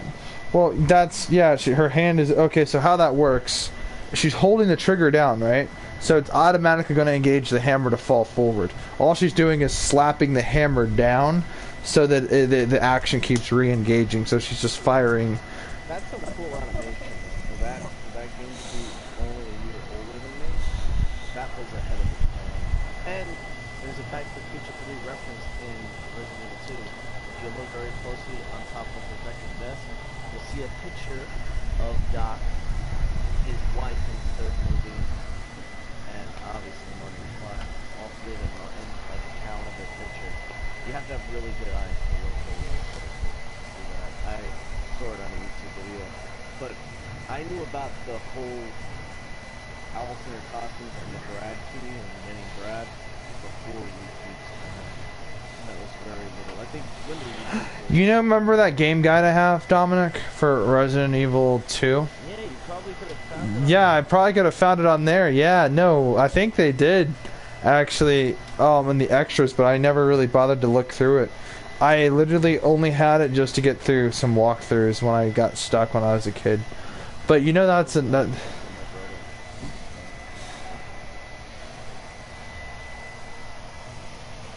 I wonder how he figured out. Do you know? Maybe a friend told him through. Maybe they had like the walkthrough. He probably played that game so much as a kid. Don't forget, he's got 8 years on me, so he probably played that game a lot as a kid. Like how I played maybe like RE4 back in my time. He probably played that like he did with like Code Veronica and the game before RE2. And I played RE2 probably just as much as him, if not more. But I feel like it's for trial and error. Like probably people tried that challenge. They probably were like with their friends. They're like, hey, let's try to get to this point without getting any bullets. And maybe they stumbled upon it like On accidental, yeah. So back in like Black Ops 2, there's this like thing that changes the color. Okay, so you know how you play it's like the CIA or the CDC in the map town and farm and. No. So you know how you have transit, and then they divide transit into 3 different maps. Farm, yeah. So you know how they have farm, town, and like the bus depot. Oh, with those crazy monkey things? Yeah. No, I'm not talking about transit. I'm just talking about like they divide transit into 3 different maps. You don't know what I'm talking about. Okay. So if you're not so if you're not playing transit, you have 3 other options, which is bus depot, which is the starting room, the starting section of transit. Just you can't get on the bus. Like that's just it. That's the whole map. Farm, you remember how you stop at the farm in transit? That's just the whole map. Farm. And then town is just the town. Okay? And so with it being like that, you know what I mean? You play as CDC or the CIA. And so it's one or the other. And whenever I was playing as the CIA with one of my buddies, we made it to a really high round. And I had accidentally done some weird thing with an EMP grenade or something, and it changed the color of my suit to orange when it was supposed to be black. And so my buddy's like, dude, why is your suit orange? And I had discovered upon this crazy glitch on complete accident. We were never able to figure out why that happened. We had researched it for days. You remember Austin with, you know, she's not even real? Remember that, Austin? It's like she's not even, it's that Austin. And it was way before I met you. And he had posted it onto his small YouTube channel. And I think he got like 40 views on it or something like that. And then like me and him weren't friends anymore, and then just like the video was lingering around, and then just he deleted it eventually. But I did the research myself, and neither of us could really figure out what the fuck that was that happened. So I knew what you were talking about. I just like I don't know. It was kind of confusing at first. So yeah, look back on the BO2 map selection, and then you're like, you could play town, farm, or bus depot. Those were the 3 main. Those are like the 3 sub maps, and then of course you had transit, which was those 3 maps put together. I actually think transit was a good map. Really? I like the whole idea of going on the bus and the bus would return if you like miss the bus. The one thing that was hard though is if you left one person behind, they went down, you had no chance So, Transit is, a lot of people say it's the best map or it's the worst map. to. I don't think it's the best map. I think it's In my opinion, I think it's honestly one of the worst maps, because here's the thing, and it's not its fault, but the thing was, Transit was supposed to be a lot bigger. If you look at the OG trailers for it, it was supposed to actually be consistently expanding. The maps were supposed to constantly get bigger and better. But then you had Die Rise, right? And at the time, people were like, wow, this is a really large map. It's all over the place. It's in 3 different buildings. Yeah, well, those 3 different buildings only make it for 6 rooms in each building. Or less than 6 rooms in each building. So you're looking at 4 rooms in total for each building, and those rooms really aren't that big. There's only a couple of actual rooms that have a large size. But, you know, that's Die Rise. And, it really wasn't that great of a map. And then, of course, you had Buried, right? And that was an okay-sized map, but it wasn't the biggest map. Does that make sense? It was fun, but it wasn't a big map, right? Yeah, The Witch. And, you remember, you probably remember Alcatraz, right? Mob of the Dead. That wasn't that big. the joint so long, Al. You forgot how to get. Shit done. Yeah. But before you go on, the one thing Transit for the game mode, when you use a fan to power things up, I always thought that concept was really interesting. You put it back in your pack. I don't know how they had a fan. Maybe they shoved it up their ass. I mean, that's logically doesn't make a lot of sense how they can hold it around. Oh, buildables? Yeah, so you built a turbine. So this is kind of funny, right? In the 5th grade, we were supposed to come up with a science project. And I was so obsessed with turbines. I'm like, wow, the turbine powers things. Wow, turbines are actual things. Oh my god, this is so cool. So I built a turbine out of PVC, an electrical motor, it was a large battery. Not a car battery by any means. It was just a larger battery with some tiny little jumper cable things attached to the battery that powered the motor. And me and my dad pretty much put the small little fan propeller on the front, secured it with a wing nut, and it actually powered it forward. It worked like a Dremel almost, right, where it just rotated. It's a little rotary engine. And we had actually made a turbine, and that was my science project. And my school's like, there's no way you did this on your own. It's like, yeah, of course not. I'm not a fucking super nerd. It's like my dad sort of helped me put this thing together. I mean, it was his money that bought these objects, and it was also him working with the wiring, but it was my idea ultimately, and, you know, and then they're like, you're disqualified. So they disqualified me, and we had to do it. It was mandatory. Okay, so, like, the science fair project thing or whatever was optional if you were, like, 3rd grade and below, right? But if you were 4th grade or 5th grade, it became your science project, and it would be featured in the science fair. And so, I don't know, that was one of the shittiest moments that I remember. My other project was like a small homemade little solar system where I had all like the different planets, Earth, and around the sun and all this and that. It was complicated. It was made out of Legos. And like nobody gave a shit.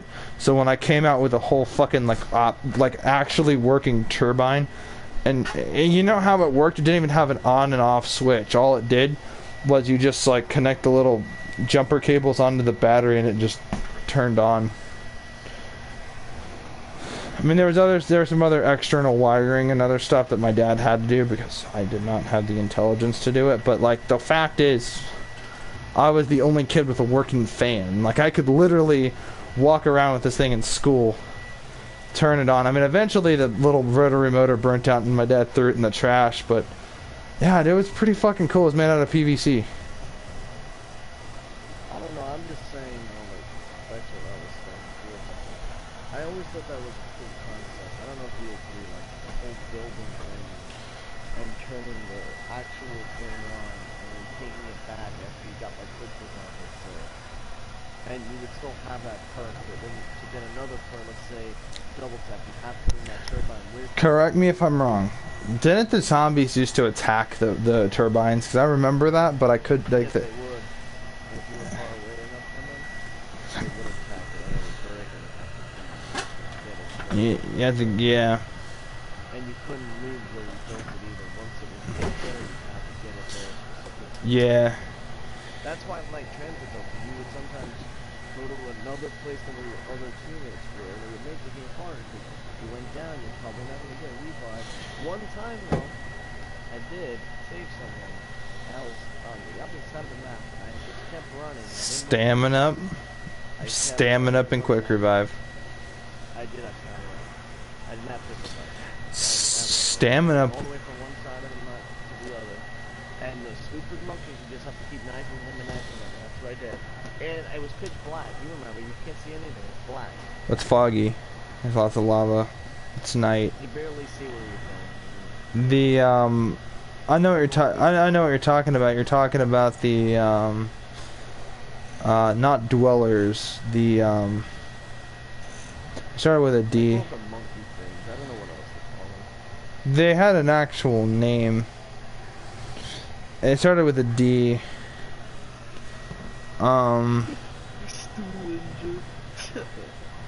Stuhlinger. I did not like that cast. I honestly, Misty was like the only cool character because she literally had tits and she had an and she had an attitude that I just adored. She was like daughter, apparently, but I find that hard to believe. I don't know. I remember Tank Dempsey, if you're on the moon map, he does look like his daughter a lot. If you really listen to the conversation he has with certain people. I don't remember that. But that's just because I never really played Moon a whole lot. Like, my favorite map was always Shangri-La. I loved the environment. I loved Verrückt, yes.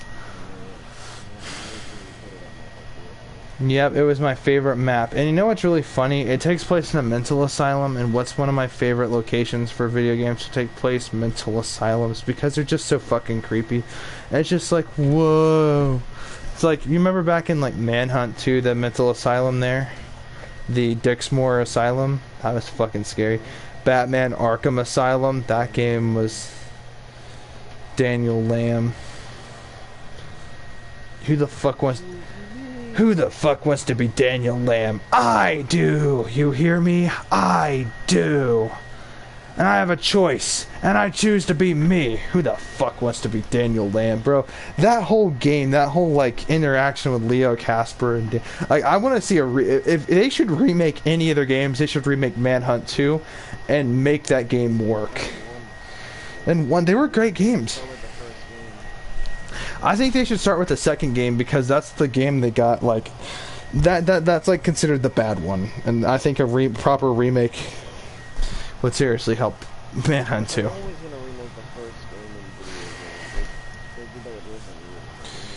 Well, not really. They did an HD remaster, but it was more like a remake because.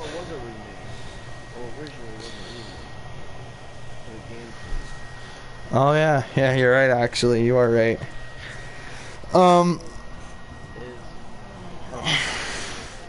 just saying, dude. If they, like you were saying, they might do something like Screen Remake, I think they would do that without doing the first one. I'm sorry. Well, I think the main reason. It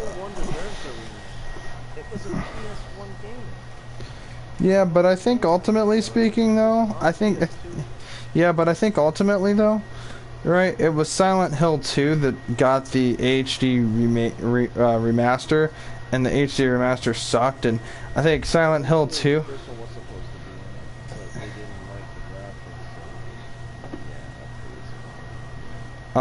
What do you call it though? But Konami though, I mean, let's be honest, modern Konami, what sells in Silent Hill? What's Silent Hill known for? What's the two? Pachinko machines! Yeah, I remember that video. Pachinko machines. Yeah, I know exactly what you're referencing, Dom, and you're not wrong either. Remember that stupid Silent Hill arcade machine in Japan? It's only in Japan. But fucking, what do you call it, Dom? No. Silent Hill is known for Pyramid Head, even though he's literally in only one of the games. Like, that's what people know Silent Hill as, Pyramid Head, that pyramid thing, that red pyramid thing.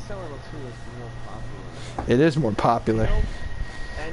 And you know what? You know what nurse design's most popular? The Silent Hill 2 nurse design. What's Silent Hill known for? The nurses. People hated Silent Hill 2 when it originally came out at the time. There was reviews, and they were mad that it was never a direct sequel to the first game. I can't believe it. But if you look at reviews from when it came out in the early 2000s, people were mortified with this game. And it's like, if only it was today's like internet back then, if people would have saw the reviews for this game. It's horrible how they reviewed Silent Hill 2. It was perfect Silent Hill 2. The reason it was so good is because it didn't need the first game to be good. It was good on its own 2 feet. I guess that's ultimately why they had to do Silent Hill 3 and make it a direct sequel to the first game, but at the same time the damage was already done at that point, And I guess. because of Silent Hill 2, that was also responsible for another game. Silent Hill 4. One note of Silent Hill 2 was Well, actually there's 2. made. Actually, technically, Dominic, there are 3 references to Silent Hill 4 and Silent Hill 2. So there's a bar you get to go to, and there's this thing on the wall where there's like this circle drawn on the wall, and then there's this note that says, "There was a hole here, but now it's gone." Oh, I remember what you're talking about. But I'm talking about like Yeah. is the note. About Walter Sullivan. And then in the hospital, there's this game called Trick or Treat in the elevator. And then he says, he talks about the victims that were murdered. And then he lists, with Maria. And the guy on the radio thing lists a name of victims and describes the brutal killing. And then you know it's like Walter Sullivan. And obviously that's Walter Sullivan from Silent Hill 4, but we don't know that. I honestly think the note is the best. Like you can't miss that clue. It is so iconic. Like when you get the 6-pack beer and throw it into the chute, it literally, that whole note is literally a fucking spoiler for the 4th game. And at that time, that you never knew that was going to be the 4th game. Originally, Silent Hill 4 The Room wasn't going to be Silent Hill. It was going to be The Room.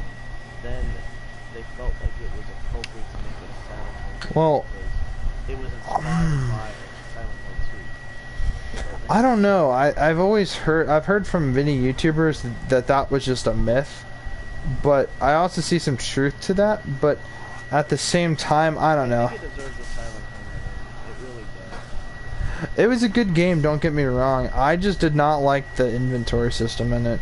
I felt like it was too much like Resident Evil, and like honestly, I just like the inventory system of Silent Hill 2 and 3 because there was no inventory system. You could literally just pick up as many items as you wanted. You forget one. Oh yeah, one. But I think ultimately the whole like Resident Evil limited inventory thing, I don't know, man. There's just something to it. Good job with that though, because It was something new. It was something new. That's Oh. what I mean. Like it tried something new, and for that particular game, it actually worked. It actually worked, but I don't think. It would be too easy to not have an inventory. Yeah, but I feel like something new, but something too different took away from Silent Hill 4. Because, I mean, it. You have to go back and see it. Yeah, I mean, there's only a few instances where you're actually in Silent Hill, like the water prison. That's obviously on Toluca Lake. There's the forest that's in Silent Hill Forest, and you're overlooking Silent Hill in that one area.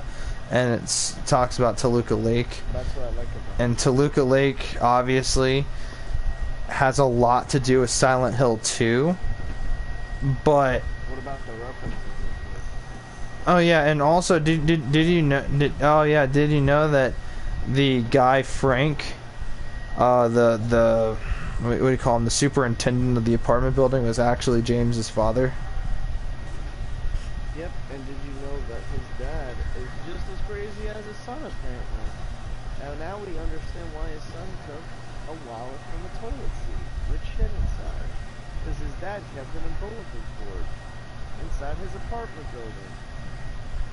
And it actually, Silent Hill 4 gives you a subtle hint to what ending is the ending that actually happened in the Silent Hill universe. I think I remember Frank, he says that his son went to the town of Silent Hill and never returned.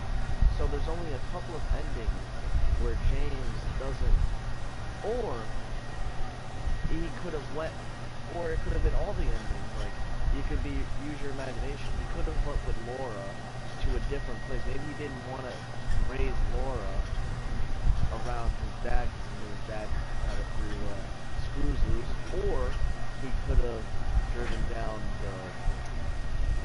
Sorry, these are spoilers, but this game is old. Sorry. Anyway, so James is driving down the river to Underwater ending. Underwater ending. Then there's another ending where he has her on a boat, and he's gonna try to do the ritual. Oh, the rebirth ending. And then there's the ending, which it's a very interesting one. It's the ending where Maria coughs at the end, and he's Better take care. You better do something about that cough. What do you? Okay, let's discuss that.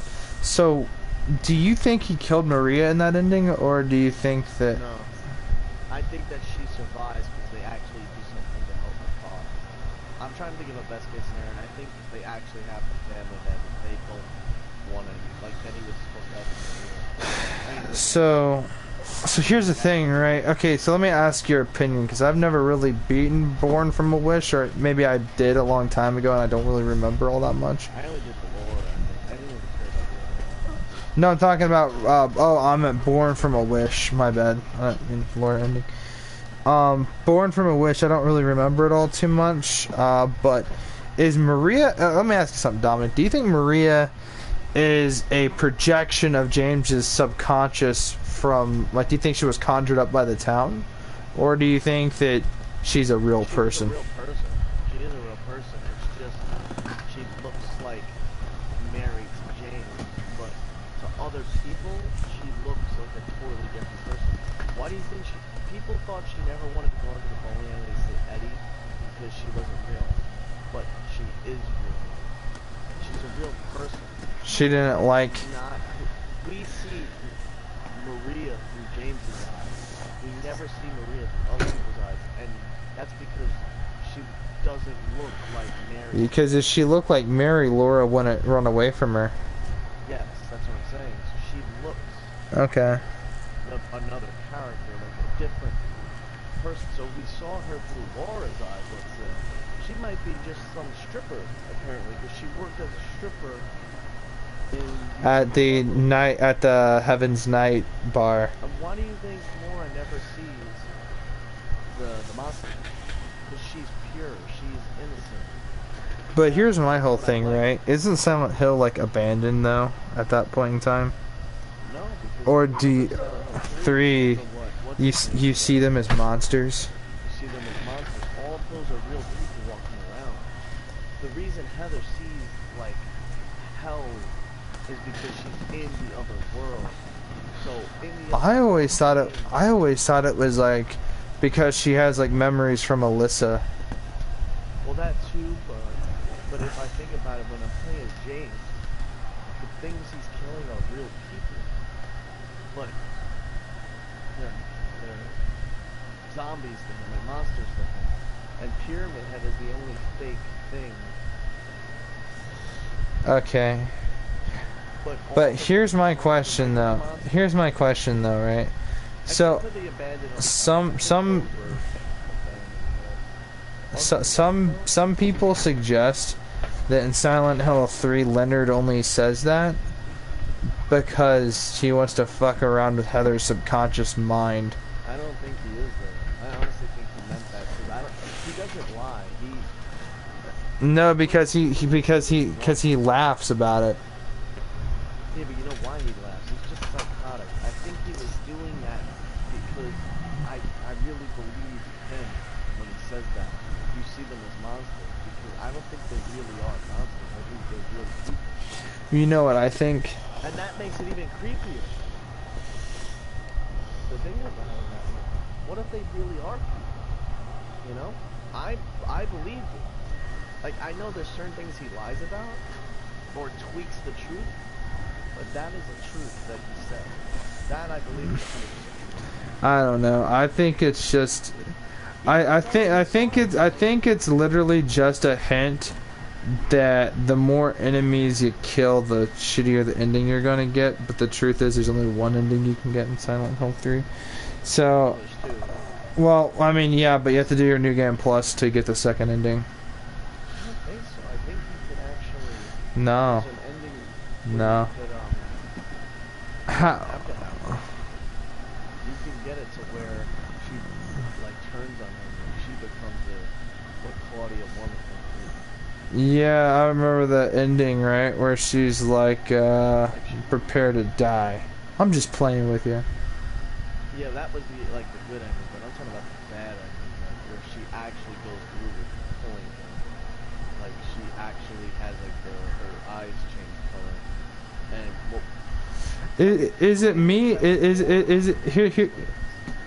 Let me ask you something, dude. On a scale from 1 to 10, how cute is Heather Mason versus Ashley Graham? What are the ratings and which? Heather takes the cake for me. I like her badass. Remember, happy birthday to you. Happy birthday, dear. Oh, wow. I'm sorry. What's your name again? Who are you? Happy birthday, dear. Who are you? Happy birthday to you. Happy 24th. Do you remember Silent Hill 2 had the same actress play certain characters? Claudia, the actress was she was played by the same actress who played Angela? Laura. Not Laura, Angela, yep.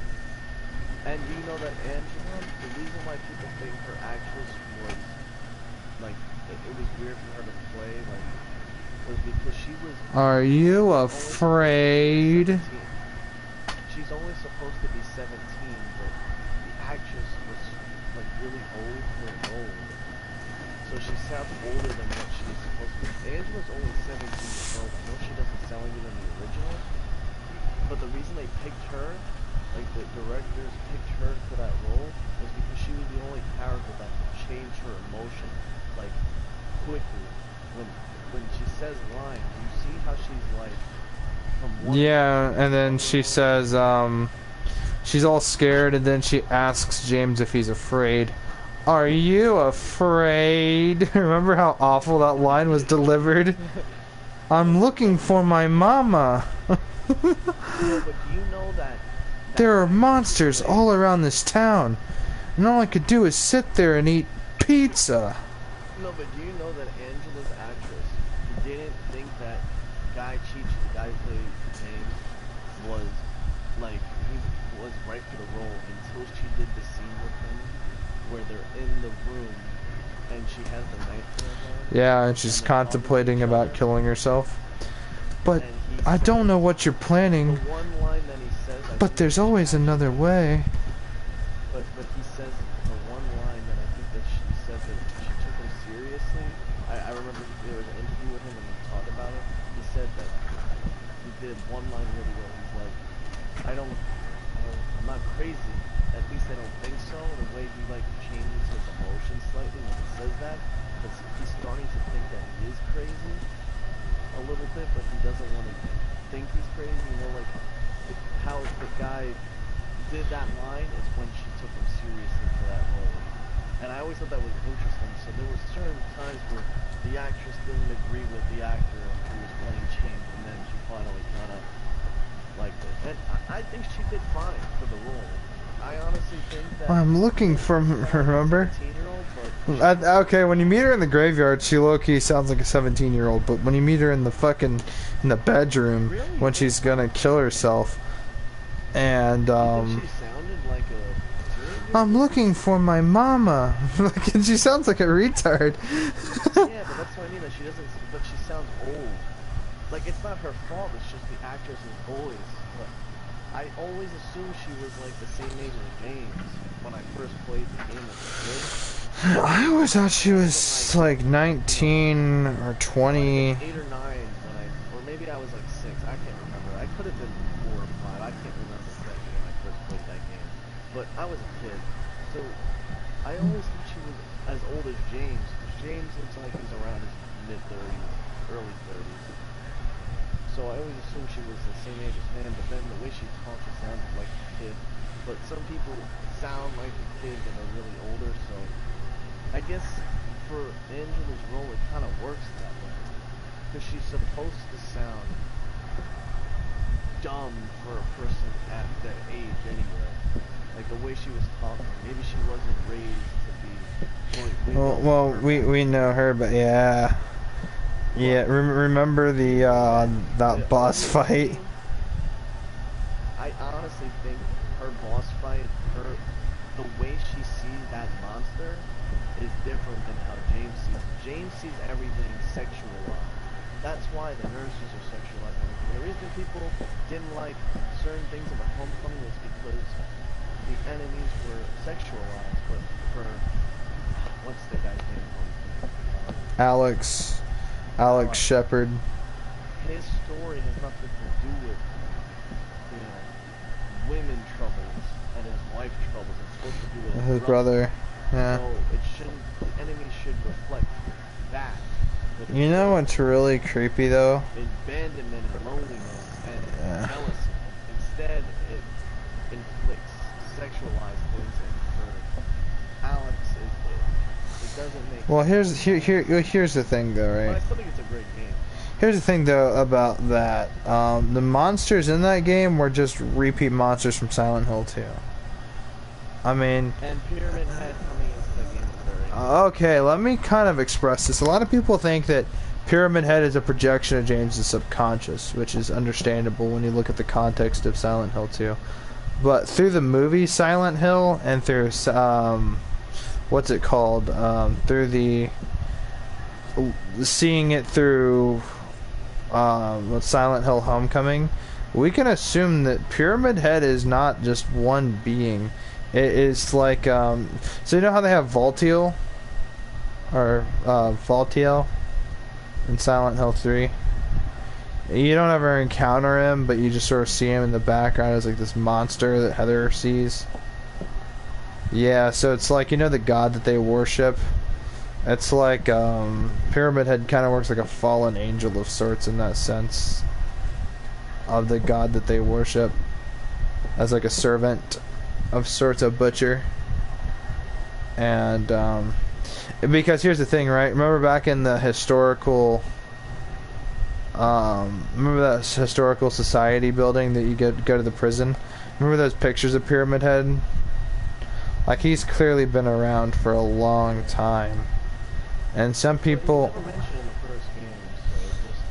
He's never mentioned in the first game because, I mean, Voltiel was never mentioned in the first game. I mean, like, yeah, Walter Sullivan and the twin victims were never mentioned in the first game. Yeah, but the 21 Sacraments was never mentioned in the first or the third game. But the thing about the 21 Sacraments is it actually is a ritual in the Silent Hill universe. So it's kind of funny because in Silent Hill 2,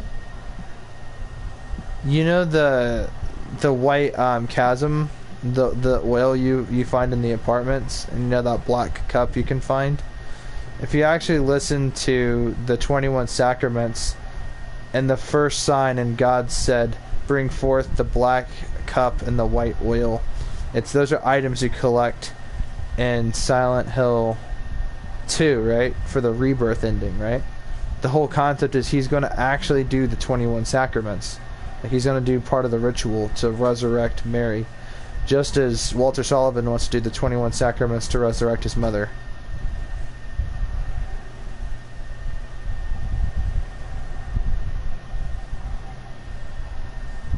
Does that make sense? Yeah, it does. I still think, though, that if it... I know this is like kind of a change subject, but it really should remake Silent Hill when it deserves it. I agree. PS1 game deserves it. I like Silent Hill 2 more, but to be fair, to do it justice, Silent Hill 1 deserves it. It's simple, I want to see these characters. A modern Sybil Bennett. I remember the old cutscenes of Sybil Bennett. I mean, she was hot. No, but also, do you know that she was supposed to be in Silent Hill 3? There were problems with Silent Hill 3 in my opinion. That's why it is my fourth best Silent Hill game. It will always be the lowest ranked when it comes to the first version. Because the ending that I always forget is with Sybil. And I always felt that it was supposed to end, and I know it's like a cliche happy ending, but Sybil was going to be with Harry, and they were supposed to raise her together. Because if you remember the ending, and it's only if you get this ending, you know how it's in the beginning where it's Harry and his wife finding Cheryl in the graveyard?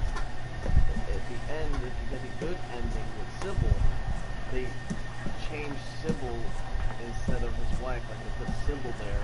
They're in a graveyard again, picking up the baby, like they're holding the baby from the ground up. Like he's running and then they kind of slow down and he's picking her off the ground, and it's supposed to be a reflection of this is how the life is supposed to be in the future. So it would have been nice to see Sybil and Harry again. And I don't like how they killed Harry in the third game. I really, not only did it's just a dumb way to die for him that quickly. And it would have been nice to see a little bit of a fight with Harry, where he It would have been gets a last word or less dialogue or more dialogue with Sybil there, like they both died trying to protect each other. It would have been a nicer way of like ending things clean and giving closure more. I understand that they didn't want closure for Heather in that instance, but I think after playing Harry for an entire game, he kind of deserves an ending where he says something to her that, you know, he never protect you from this or something like that. Yeah. I mean, he never really had any impactful statements really ever in Silent Hill 3. Like you know the initial phone call. Anything. He's just dead. He's just dead. Yeah. No, I mean you get the phone call at the beginning, but you can't ever hear his voice. It would have been really cool.